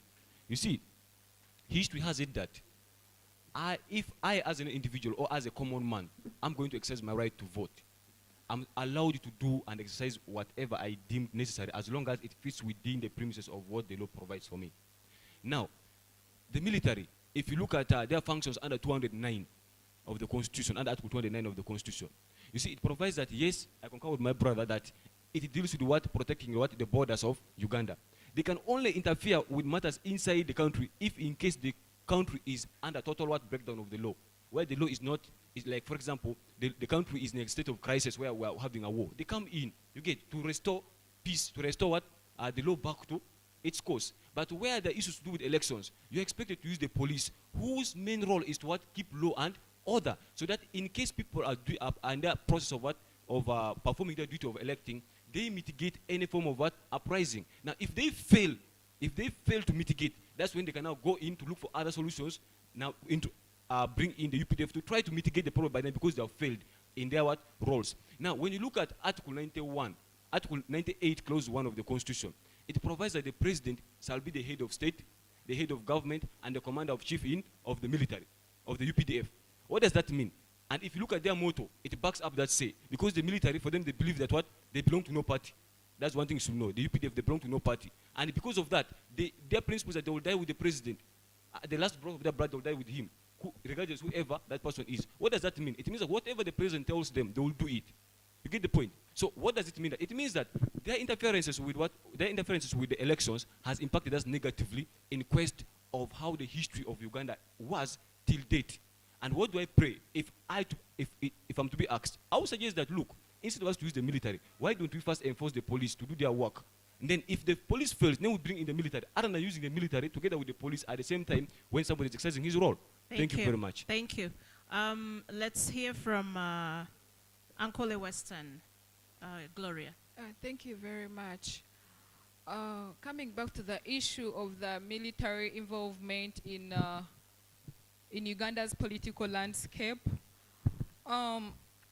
you realize I always sense some element of exaggeration. Whenever I see before elections, it is as if there is war going to begin tomorrow. They always bring these big army vehicles, they carry heavy bags, they bring heavy guns. There is a way I sense some element of exaggeration in this, but I must stand bold still to say that the military involvement in this case has instead blocked fairness in a way that it shows the side whenever we are going to have elections. So we realize at times the military is only necessary where the police fails. But this time around, before they bring the police, the military is the first thing in the place. So I don't really think there is always need for military. Yes, security agencies actually are always necessary in an election to ensure there is peace and the polling stations are at order, and maybe they can keep order at the polling stations. But there is no need for you to carry these big army vehicles and tear gas at a polling station. People are masked. You cannot even understand what is going on. And you realize most people these days at polling stations vote out of fear. They are intimidated. And during the campaigns as well, the military intervenes a lot. It shows its side so openly that it supports this side and blocks the other side. So I think in this case, the military in Uganda has the power to influence Uganda's politics, to influence who is to lead. Because we realize from the past, the military has always influenced our political journey, that the military brings in the president is going to come in. So you conquer the military, you conquer the power here. Okay. That is why I must say that the military has actually blocked fairness in Uganda's elections. Thank you. Thank you. And because in the interest of time, I am going to minimize if you have any issues, you'll probably just raise them a little later. It's 7 minutes past 2, and we need to break off at 2:30, okay? So I am going to move to our fourth question. We have 2 more questions to go. So we have the fourth question. And again, I am also alternating who answers first. Like I said earlier, I want everyone to have an opportunity to respond to be the first to respond to a particular question. So in this case, we shall go with BUGEMA University first. KIU will respond second, UCU, ANKOLE, Western, and NKUMBA. And the question goes, examine the role of both local and international actors. Examine the role of both local and international actors in overseeing elections and ensuring transparency. Do you think external interventions or criticisms have been effective or counterproductive in Uganda's context? I'll repeat.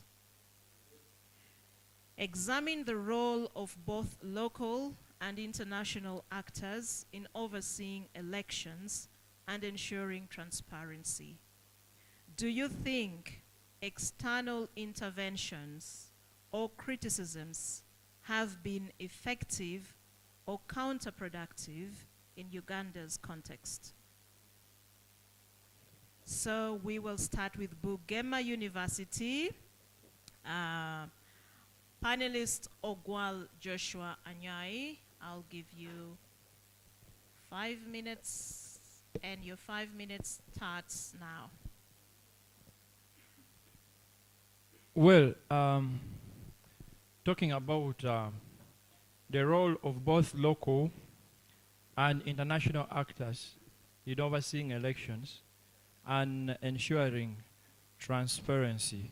For me, what I want to believe is that when it comes to matters of transparency, of course, it should not be awarded, the responsibility should not be awarded to anybody. It is the role of everyone to ensure that there is transparency regarding election. So the same applies to local, to the local and international actors.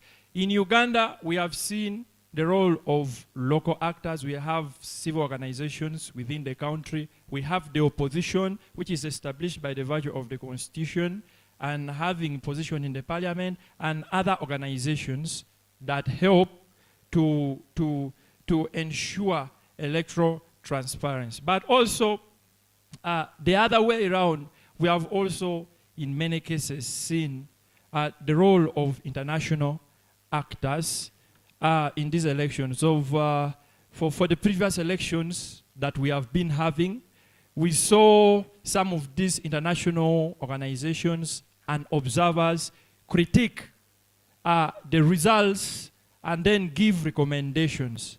And so I think that this is pertinent, it is important, and then it adds to our democracy. But I want to say only if it is in the interest of the well-being of Ugandans and in good faith. Because sometimes we have seen the international community and political actors critique, you know, the democracy of African countries and even Uganda because of their own selfish interest. And that is why I want to be specific this time around, that in case their critique or advice is for the good of the citizens and to uphold the rule of law and democracy in this country, but not their selfish interests, then I want to believe that they are very important. And so local and international actors help us, they act like a mirror within a democracy, such as Uganda. You see, the role of a mirror, when you have porridge on your nose, they will show you that you have porridge on your nose. However, they might not have the power to have the transformations made. That is why at first I emphasized greatly the strengthening of government institutions. So the greatest role of the local and international actors is to reflect to the government its position on different things, on constitutionalism, on human rights, on economy, on the economy, and then several other things. I believe that with these roles, they can help the country to benefit. Thank you. Thank you very much. That's Bugema University Ogwal Joshua Anyai. Let's now move to KIU, Kampala International University, Ochero Ronald Frank. Same question. The role of both local and international actors in ensuring transparency. Do you think external interventions or criticisms have been effective or counterproductive in Uganda's context? Thank you so much for that question, and thank you so much for your submission. I would go straight to start scrutinizing the roles of CSOs and external players in election to ensure we have a democratic process with fairness and transparency. One of the very important roles that local partners do is civic education. At the beginning of my submission, I told us that what we see on media, that Ugandans are very politically active, they comment on everything, but that does not reflect the real life of an ordinary Ugandan, which is the majority. Yes, someone in Karamoja, someone deep down in Rakai, or someone in Bwera. Most times they are not on X, and some of these discussions take place on X. Yes? So civic education that is being done by local partners, it's very important, because Article 59 of our Constitution gives us the right to what? To vote as citizens. It's very important for every citizen to what? To turn up to vote. I also recognize the statistics that in 2021, we had 18 million voters registered, but over 59% didn't turn up to vote. Literally, those that voted were the minority. And I also say that if that trend is to continue in 2026, whereby we claim that we have 19 million voters, and half of them, or more than half, don't vote, we are going to have an election that does not reflect the majority of the what? Of the country. So one of the roles civic education that CSOs are doing, it's very what? Important. And then they also offer parallel tallying. These now sophisticated institutions do that. They offer parallel tallying. If the EC is tallying this side, they also tally aside, so that we compare notes. Yes? If there's a lot of difference in these two results, then something went wrong. And we have to scrutinize where something what? Went wrong. And then another thing is that they promote dialogue between different what? Players. You'll realize after an election, most times in Uganda here, we don't be friends for the next 5 years, and then we start talking again. You get? It's not like in Kenya where we saw Raila Odinga, they hug each other, they laugh, they do what. Here, it's not there. So CSOs promote that dialogue between what? Between these parties. How much time do I have? I'm seeing. You still have about a minute and a half. Okay, thank you so much. Okay. And then another role that they play is that they offer non-partisan what? Observation of the election. Yes, we always need someone viewing from our side because we may not be objective enough as NRM or as NUP because we want to win so much. Because we might say, the elections didn't go well. But CSOs help us observe from a distance, and they give an objective what? Analysis of how the election went. And then, how has it worked in Uganda? I think that's the last bit of the question, isn't it? Yeah. Yes. We have always heard our president cautioning in international conference that let us agree on what we can agree on and leave what we don't what? Agree on. Basically, he is cautioning those people to agree. Most times he quotes economics, trade, but then when things are happening inside here, wrong things like, let's say, ballot stuffing, elections have not gone well, it's not the work of external partners. That's according to our president. They should not meddle in our what? Our internal business. So literally, it has not worked. In 2021, we saw an arrest that happened at Entebbe. Some organization was detained. They were going to observe an election. So literally, our system has not accommodated it well. Thank you so much. Thank you. Thank you very much. From KIU, Ochero, let's now move to, I'm switching to UCU actually. Uganda Christian University, you'll go next. That is Elo Maboni Abraham. The same question. Okay, thank you. I'm much obliged to discuss so.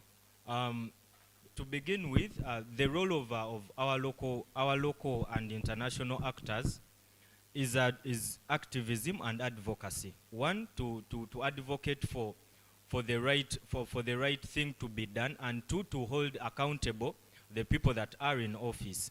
And to begin with the local actors, to a larger extent, their role is being compromised, or it is being manipulated. One, by intimidation, and also by transactional. One, that they are intimidated. We actually see those that are in NGOs. That most of the NGOs, an example I would give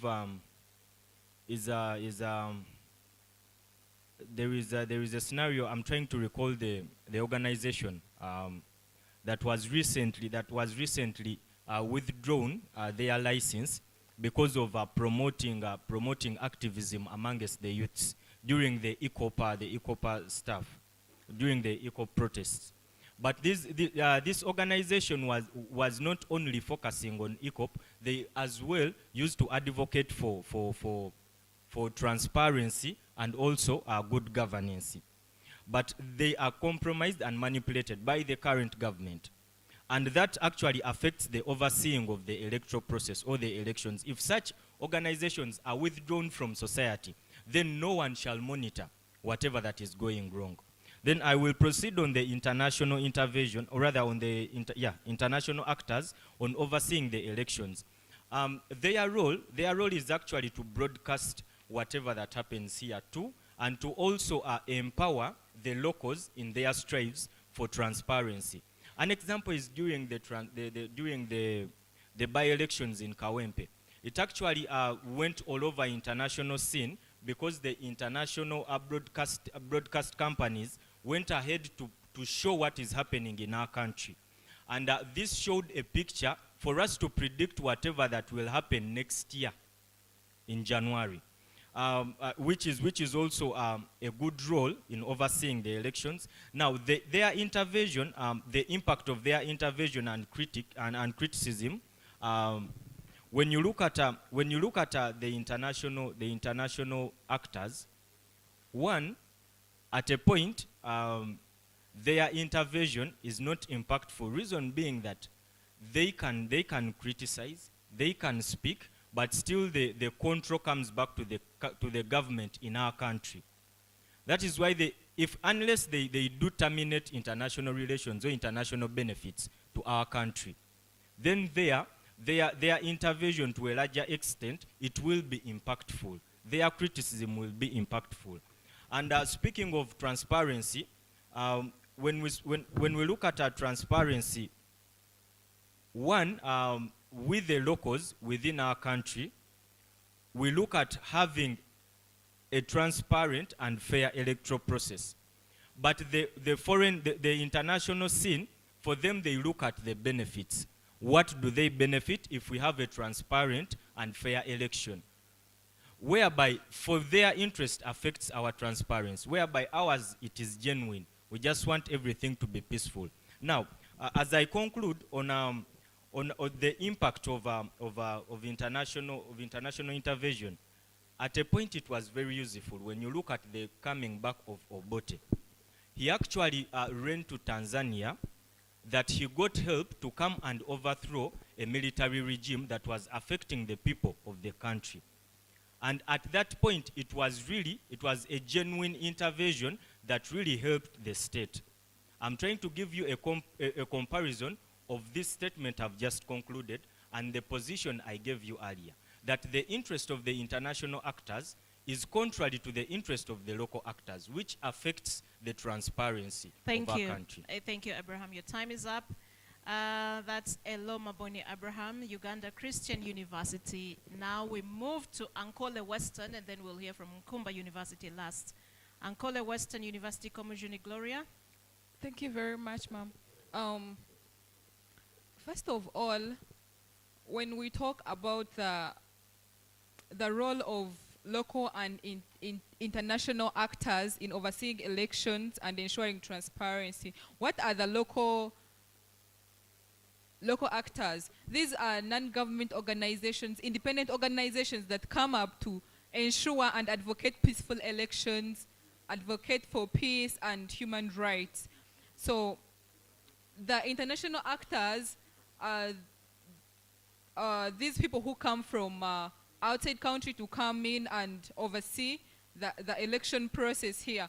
But I must say that these people have not been, they have tried their level best to ensure we have transparent elections, but the system is not favoring them, in a way that the system is dominating everything and trying their level best to block them. To begin with, these international observers, there is no way they would carry out the overseeing of elections when the internet is totally shut down. And there is no way they will feel at peace capturing everything and making sure they have everything here. When they see our local journalists are running more than even the contestants because of the intimidation here, because of the harsh military people who are harassing journalists. So we've seen reports previously from the European Union and civil society observers highlighting irregularities always, ranging from intimidation to an equal media access. And you realize however much they try to play their role in ensuring that we have transparent, free, fair, and credible elections, but the system is not favoring them. They have to make sure they keep you behind the curtains. For example, if you've come to supervise the elections, why would there be need for the internet to be totally shut down? And how will the external observers be able to do their work in the absence of the internet? So you realize the system is trying their level best to challenge them and hinder them from doing what they're supposed to do.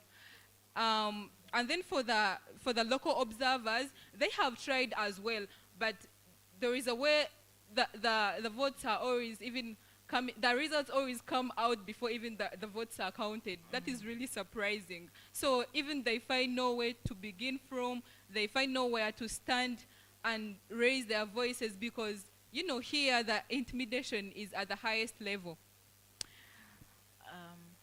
Time? Yes. Okay. Thank you. Thank you very much. That's from ANKOLE Western University, Commissioner Gloria. Thank you. Let's now hear lastly from NKUMBA University, and then we have one last question. Yeah, I know it's quite a long day. NKUMBA University, young Richard Alemi. Your submission, please. Thank you very much. You see, it becomes so absurd when you sell a phone to a person, and then the person ends up selling that same phone that I've sold you back to me. It means I'm just rotating the circle of this particular phone, right? So what am I trying to mean?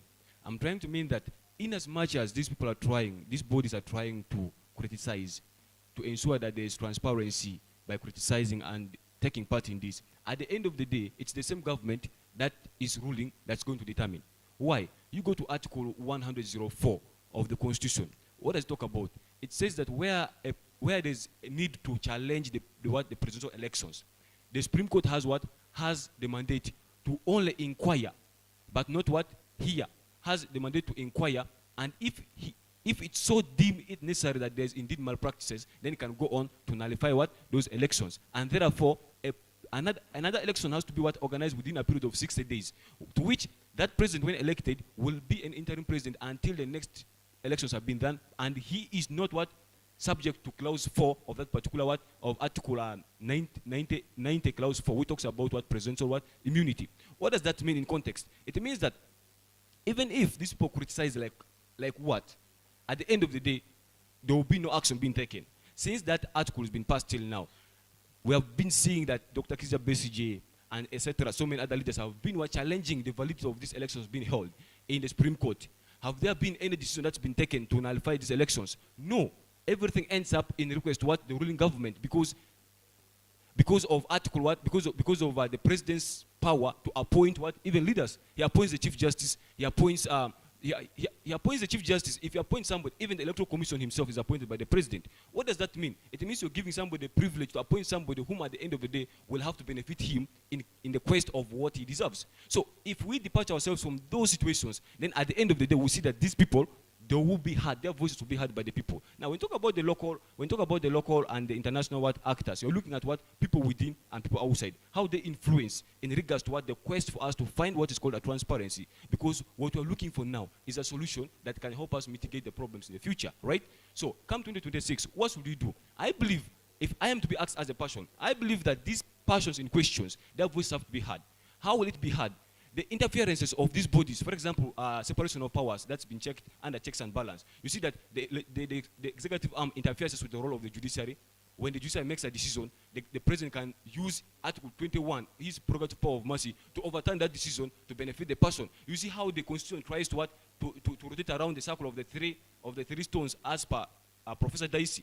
So it means that at the end of the day, we shall be beating our heads at the end, and these same people will have to make the decision. So I believe that if we want to achieve something, and then we first have to start by what? Making reforms in the processes that can usher us into a proper election, by removing those things of checking, by respecting the independence of the judiciary, respecting the independence of the electoral commission, to bring in those policies that needs to be accorded, and then we shall see that these people, the international bodies, will, as far as their quest concerned, achieve what they need.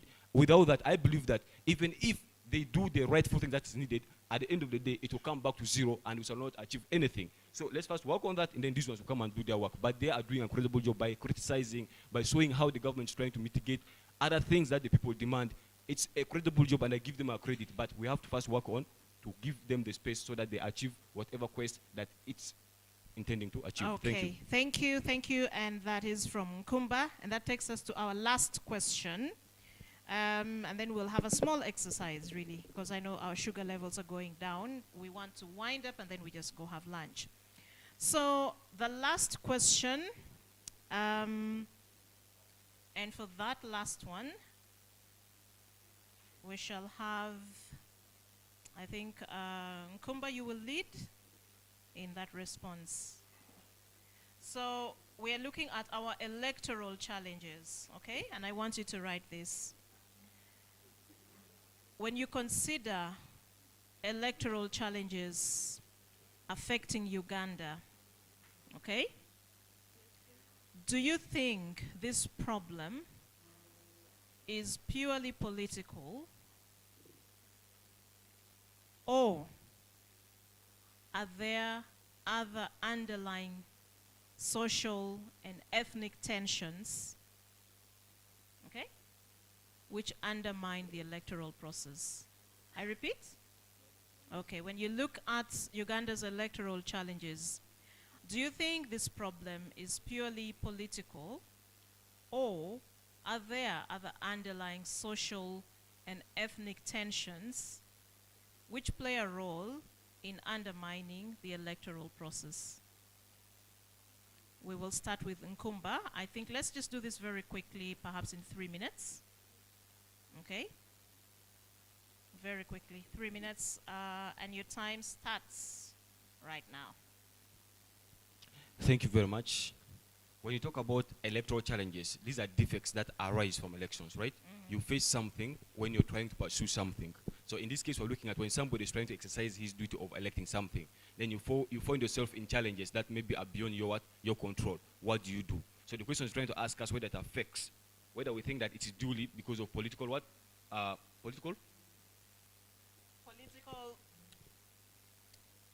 Whether they are political reasons or Thank whether you. there are other social or ethnic issues that undermine the process. If I'm talking about the current status of Uganda politically, I would say it's to a greater extent that I blame the politicians to have ushered us into what these electoral challenges. Why? Let's first look at what the ways that they have brought on board for these elections to be conducted. The Constitution provides for, but do they uphold what the Constitution provides for? That's the big question that we need to ask ourselves. It tells us that people have to vote, but do these politicians take into accord what the Constitution says to be implemented so that the people take into accord what their right is? Then that will be a question of what? A debate. And I believe that's what I'm going to answer. Now, you see, the politicians, like I did say earlier on, use these electoral reforms as a means of what? Of business. By numbers. I come to the society, I convince them, I give them what they want, they vote me the votes. You get the point. At the end of the day, we don't achieve what we want. And now, if I, as a person, let me assume I'm the president of Uganda, then I want to benefit myself. As per Article 98, Clause 1, don't I think that I'm going to use that to benefit myself? By using the military to come in and intervene in the elections to create defects that can mitigate people not to vote. Let me give you back 1980, when the military took course in regards to those elections. What happened? It benefited DP, and it benefited actually UPU. That was UPC. That's Uganda People's Congress, but under the leadership of by then Dr. Apollo Milton Obote. So you see, it benefited him because he used his power of getting more generals to go to power, and yet the popular votes were for. That is the DP. So in this case, I believe that the politicians, use the law to benefit them by creating defects that can mitigate people from voting. So, in your perspective, this is largely a political problem. A political aspect. Thank you. Let's go to ANKOLE Western. Komajuni. Thank you very much, Madam Moderator. So, to clarify on this, the election challenges we are currently facing in Uganda range from intimidation to bribery to unequal media access to an independent electoral commission. We have one debate here. May I kindly request you to just keep the mamas down, please? So all those are the electoral challenges that we are having in Uganda. And when you're going to look into this, you realize most of these challenges are political. But let's not see this in a perspective that it is too political and forget to see ourselves as citizens. We also have to play our part, and there are also some other social, ethnic reasons that play a role in the electoral challenges we are having. But largely, the biggest percentage of the electoral challenges we are having now is influenced by the politics. There are political reasons, of course. First of all, starting from our constitution. I'm glad that Uganda is one of the countries that has the best constitutions in the world. But these people have provided the best script, only that the actors have made it meaningless because they are trying to improvise. And in favor of their inconvenience, we are facing all these electoral challenges. In the first place, they removed the term and age limits, of course, and that was to favor the ruling government, which is also the major cause of the electoral challenges we are facing now. Taking so long in power results to a lot of challenges, ranging from repeated cycles of electoral challenges, intimidation. It is the same system, of course, nothing is going to change. So basically, the electoral challenges we are facing now are 90% political. How do you arrive at the conclusion that it's 90%? Because you realize after analyzing all the political challenges we have right now, their major cause it starts with the political reasons. And then the ethnic and social influences come at the last, you get. Yeah, but you've not measured it to actually let us know that it's 90%. From an observation point of view, in qualitative terms perhaps, but in quantitative terms, you certainly need to subject that to a test, a scientific one, to actually arrive at the conclusion that that's the figure. But I hear you. Okay, thank you very much. In my perspective, I'm sorry, I didn't say that. In my perspective, you know, we view things in different perspectives, but in my perspective, at this point of view, I realize all the electoral challenges we are having now begins from the political reasons, and then they range, at last that's when the ethnic and then the social reasons come up. Okay, thank you. That's ANKOLE Western. Let's move to KIU now. Ochero Ronald Frank, you have 3 minutes. Thank you so much. I think our problem is a cocktail of the two. I wouldn't give percentages and attach them.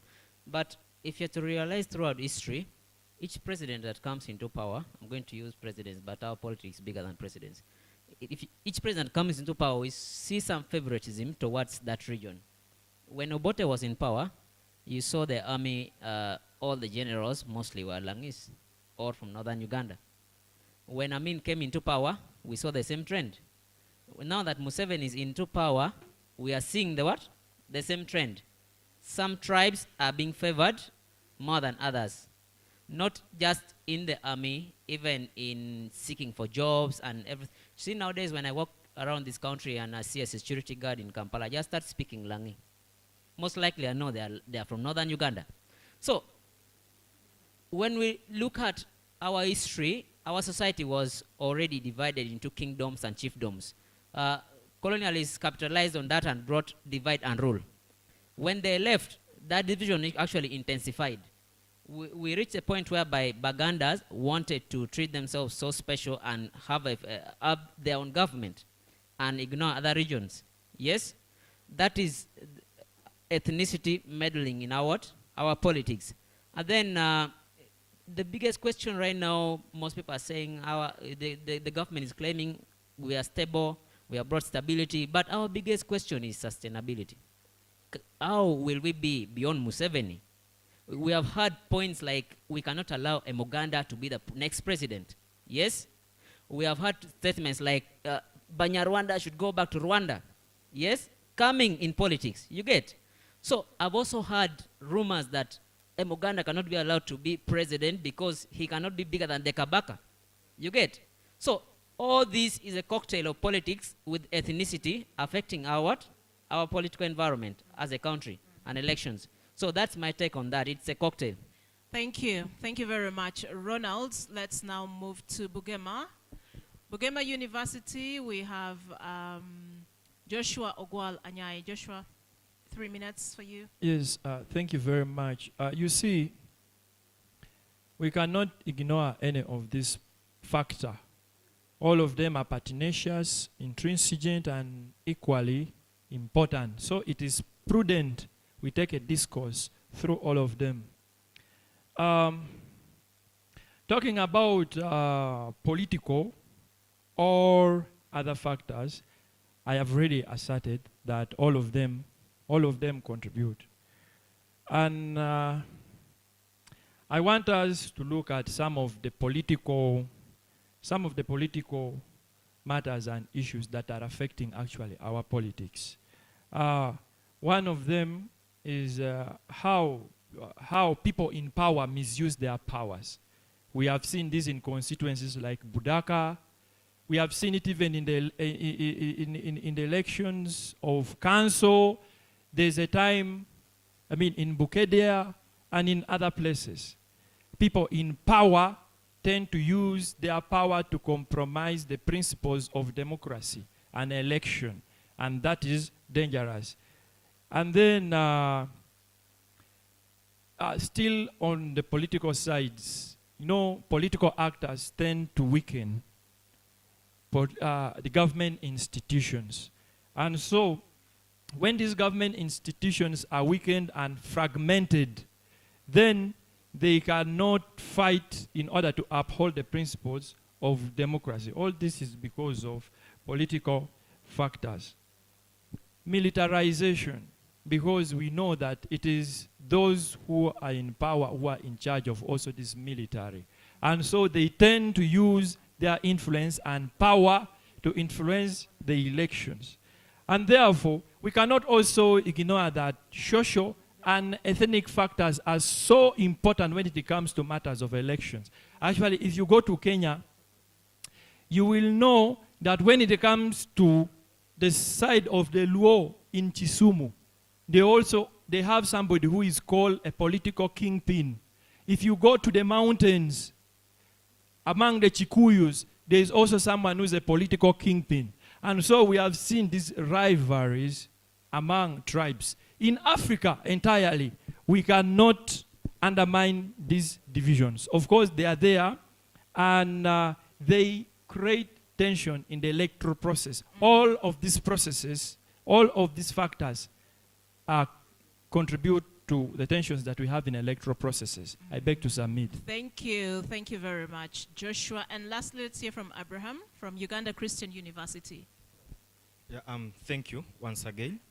And I'm really compelled to submit that it is not purely political or social that that our electoral challenges are being continuous, or that the matters affecting our transparency or our elections are purely political and purely social-ethnic issues. And to begin with, I will first handle the social-ethnic issues. That if you observe well, during the time of Mr. Besigye Chiza as the leader of opposition in politics in Uganda, no tribe has ever come out to own him or to claim him. Unlike as it is on the current political player, that Buganda is claiming him, because in his agenda, he keeps on fronting his tribe and his area. I believe there is no objection to that. And to proceed on the side of purely political, when you look at the issues that are affecting our electoral process, they are not solely relying on politics. Because as a political education student, I will tell you that the definition of politics is the management of resources and people. And at the end of the day, the issues we have, one, we have the voters' ability or the voters' requirements, that many people have IDs, but they do not go to register in the voters' register.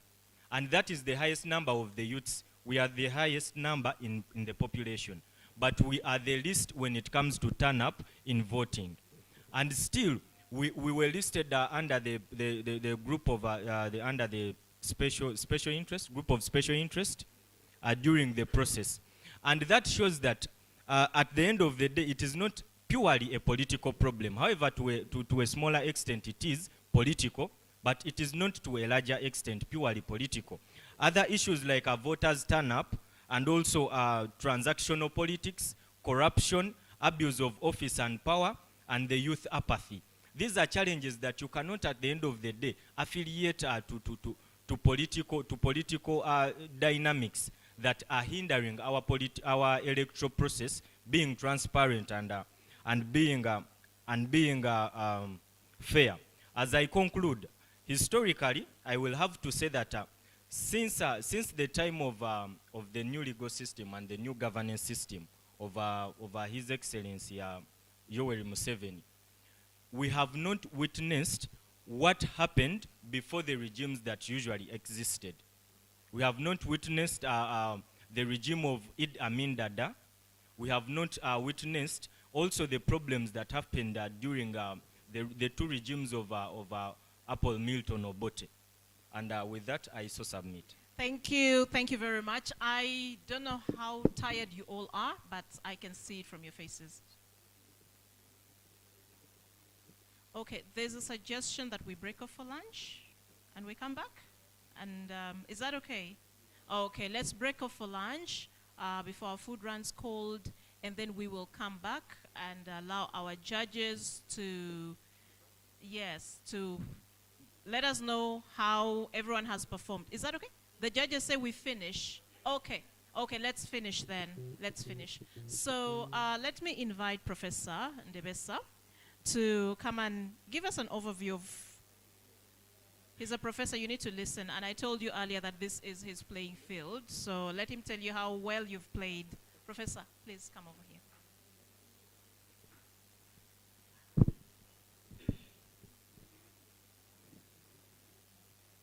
I don't know whether to say good after lunch or good afternoon. I am not going to stand between your lunch, and therefore my comments will be very brief. Mamsa Davis is my name, and I'm glad to be here among the young ones to listen to your submissions and to encourage you to have agency. I think the moderator was talking about agency. What is the youth agency? In other words, are you bystanders? Are you citizens or you are subjects?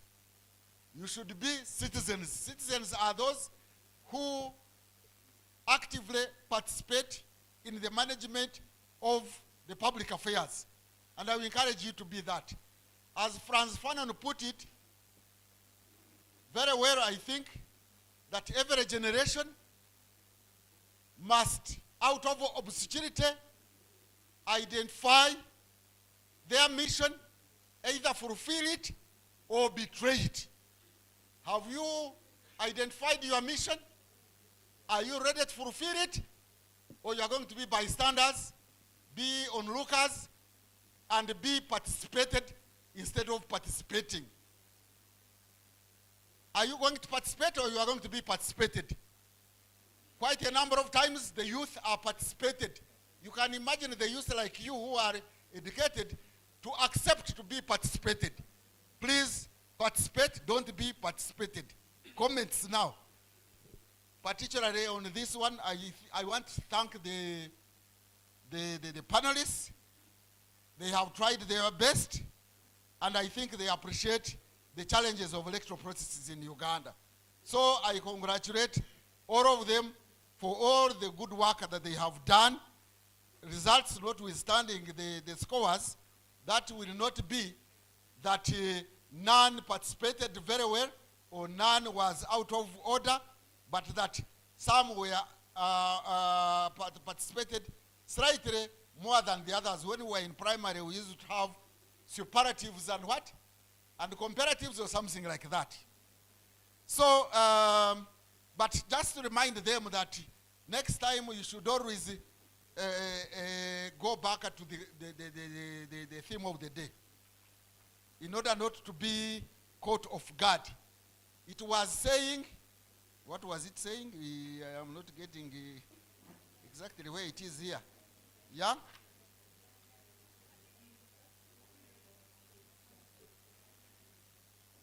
And ending for credible, free and fair elections since independence. But most of you concentrated on today. But the question was more or less, the theme is more or less history. So you should have read much more of what happened in the past in Uganda in order to appreciate what is going on here. And the questions we are talking about, for example, historical legacy and what have you and what have you. Two, I think the organizers were probing more about going beyond individuals or even current systems and going beyond, not necessarily history, one of them, what is normally called structural factors. structural factors that affect the electoral process. And these could include, of course, you are answering the historical legacy, structure of society, you didn't handle it more adequately. I must put it. I didn't hear people talking about poverty, or emphasizing it, the poverty levels in the country and how people are vulnerable. You can see when people are vulnerable, like the people in Karamoja who are the poorest now, it is said the Karamoja, Acholi, and West Nile region. Because they are vulnerable, they can always be pushed around, you know. They are the poorest, but they vote the current government the most. Kampala people are the most favored because the poverty levels in Kampala are around 5%. In Karamoja, they are more than 60%. But you see how the voting takes place. It is the other way around. You also didn't talk about levels of education.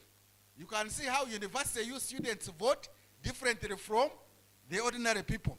Those are structural issues in society, like the economy, like the levels of education, like the ethnicity. Of course, you talked about it.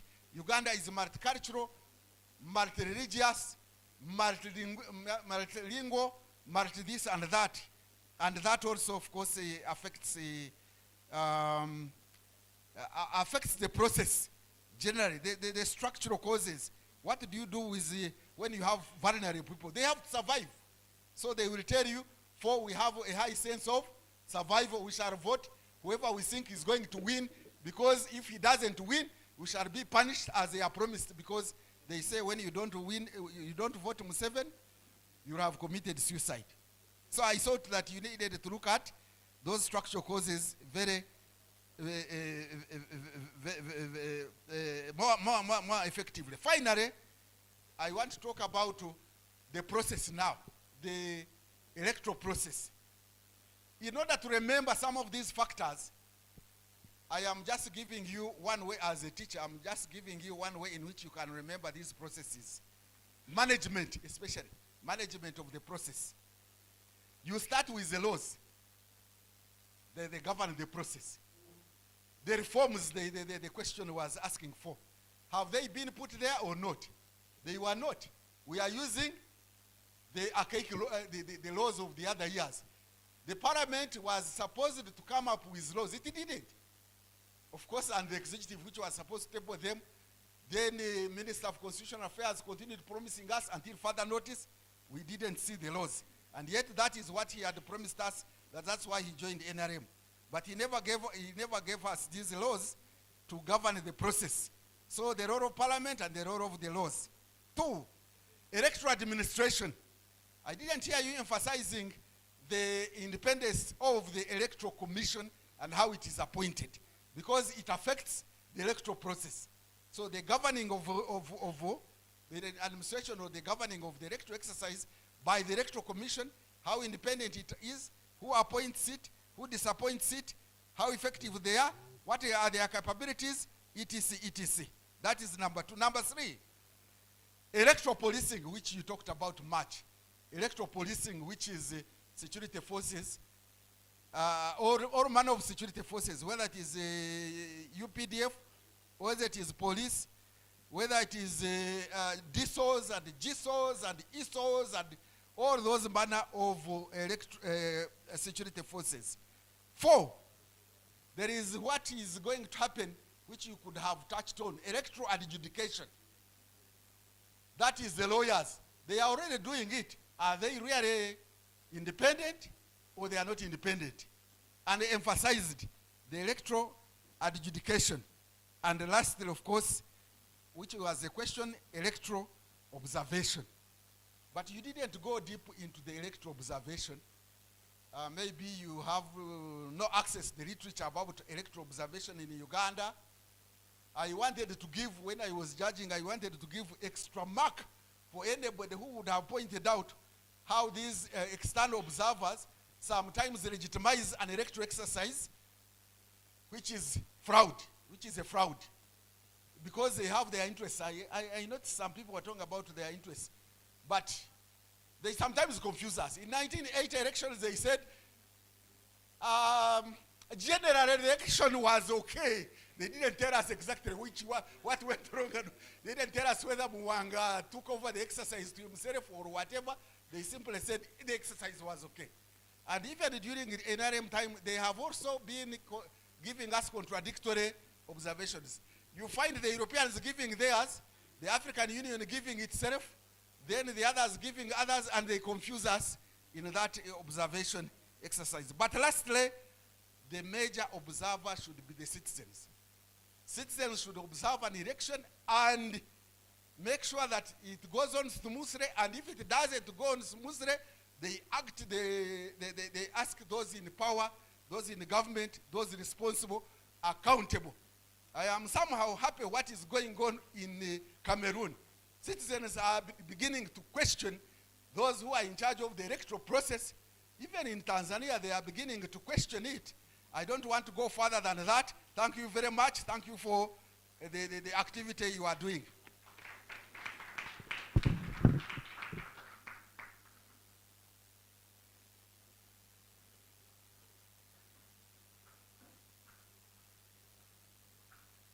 And now, the scores. Thank you very much, Professor Ndebesa.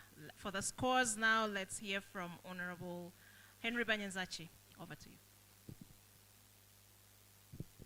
Thank you very much, Madam. And panelists, thank you very much for your efforts, and my fellow judges. Hearing from Professor, he taught me, by the way, I think when he was still young and energetic, and he's still energetic. But he has raised the bar high. But given the time you had, it was a short span. I think you did your best, but you have taken notes. And I'm very impressed, I must say. I'm very impressed by your submissions. You are far above the average of the present parliamentarians we have. I can attest to this. Huh? Some of you were even talking at the ministerial level. And how I wish, and my call would be, if we were to go in each and every university to have this kind of debate, so that you, the young generation, you do exactly what Professor has said, so that each generation answers its mission.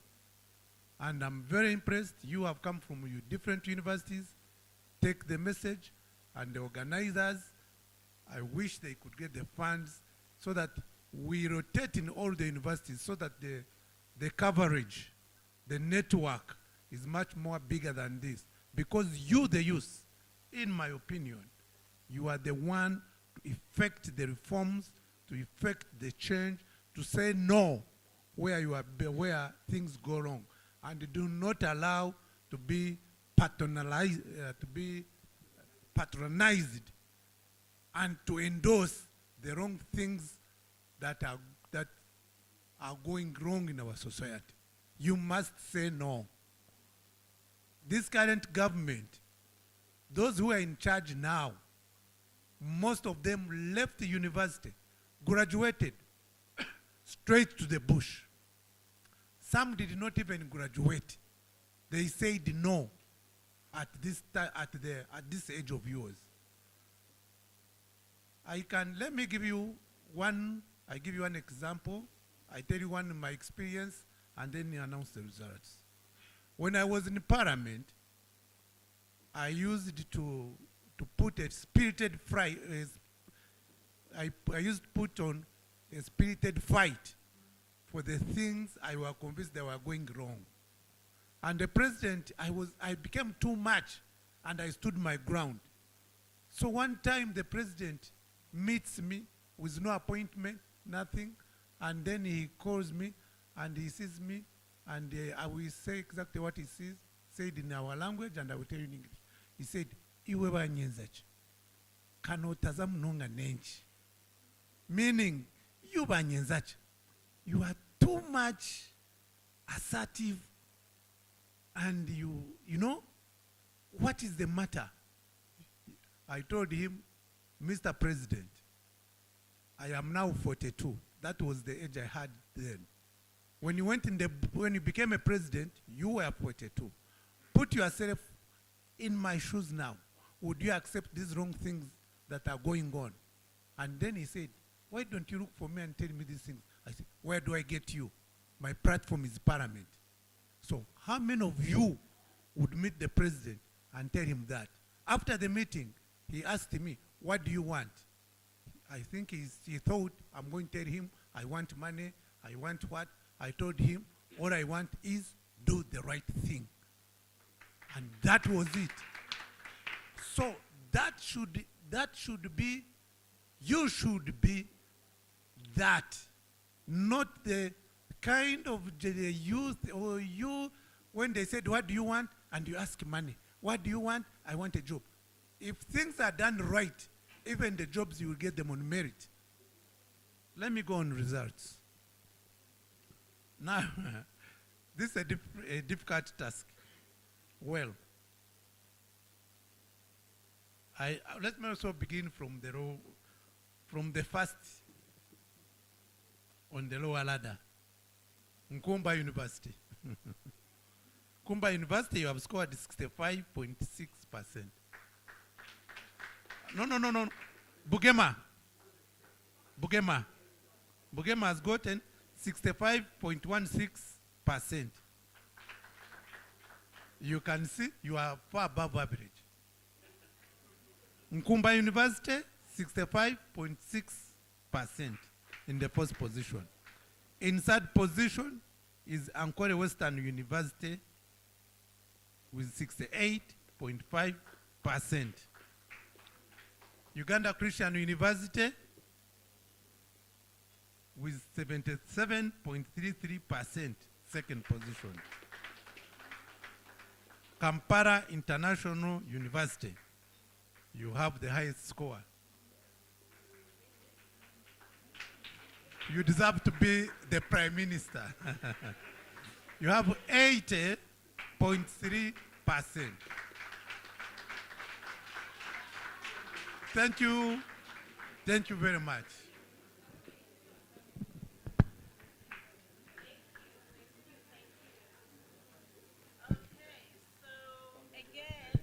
Thank you very much. Let us clap for our fantastic panelists from ANKOLE Western University, Commissioner Gloria.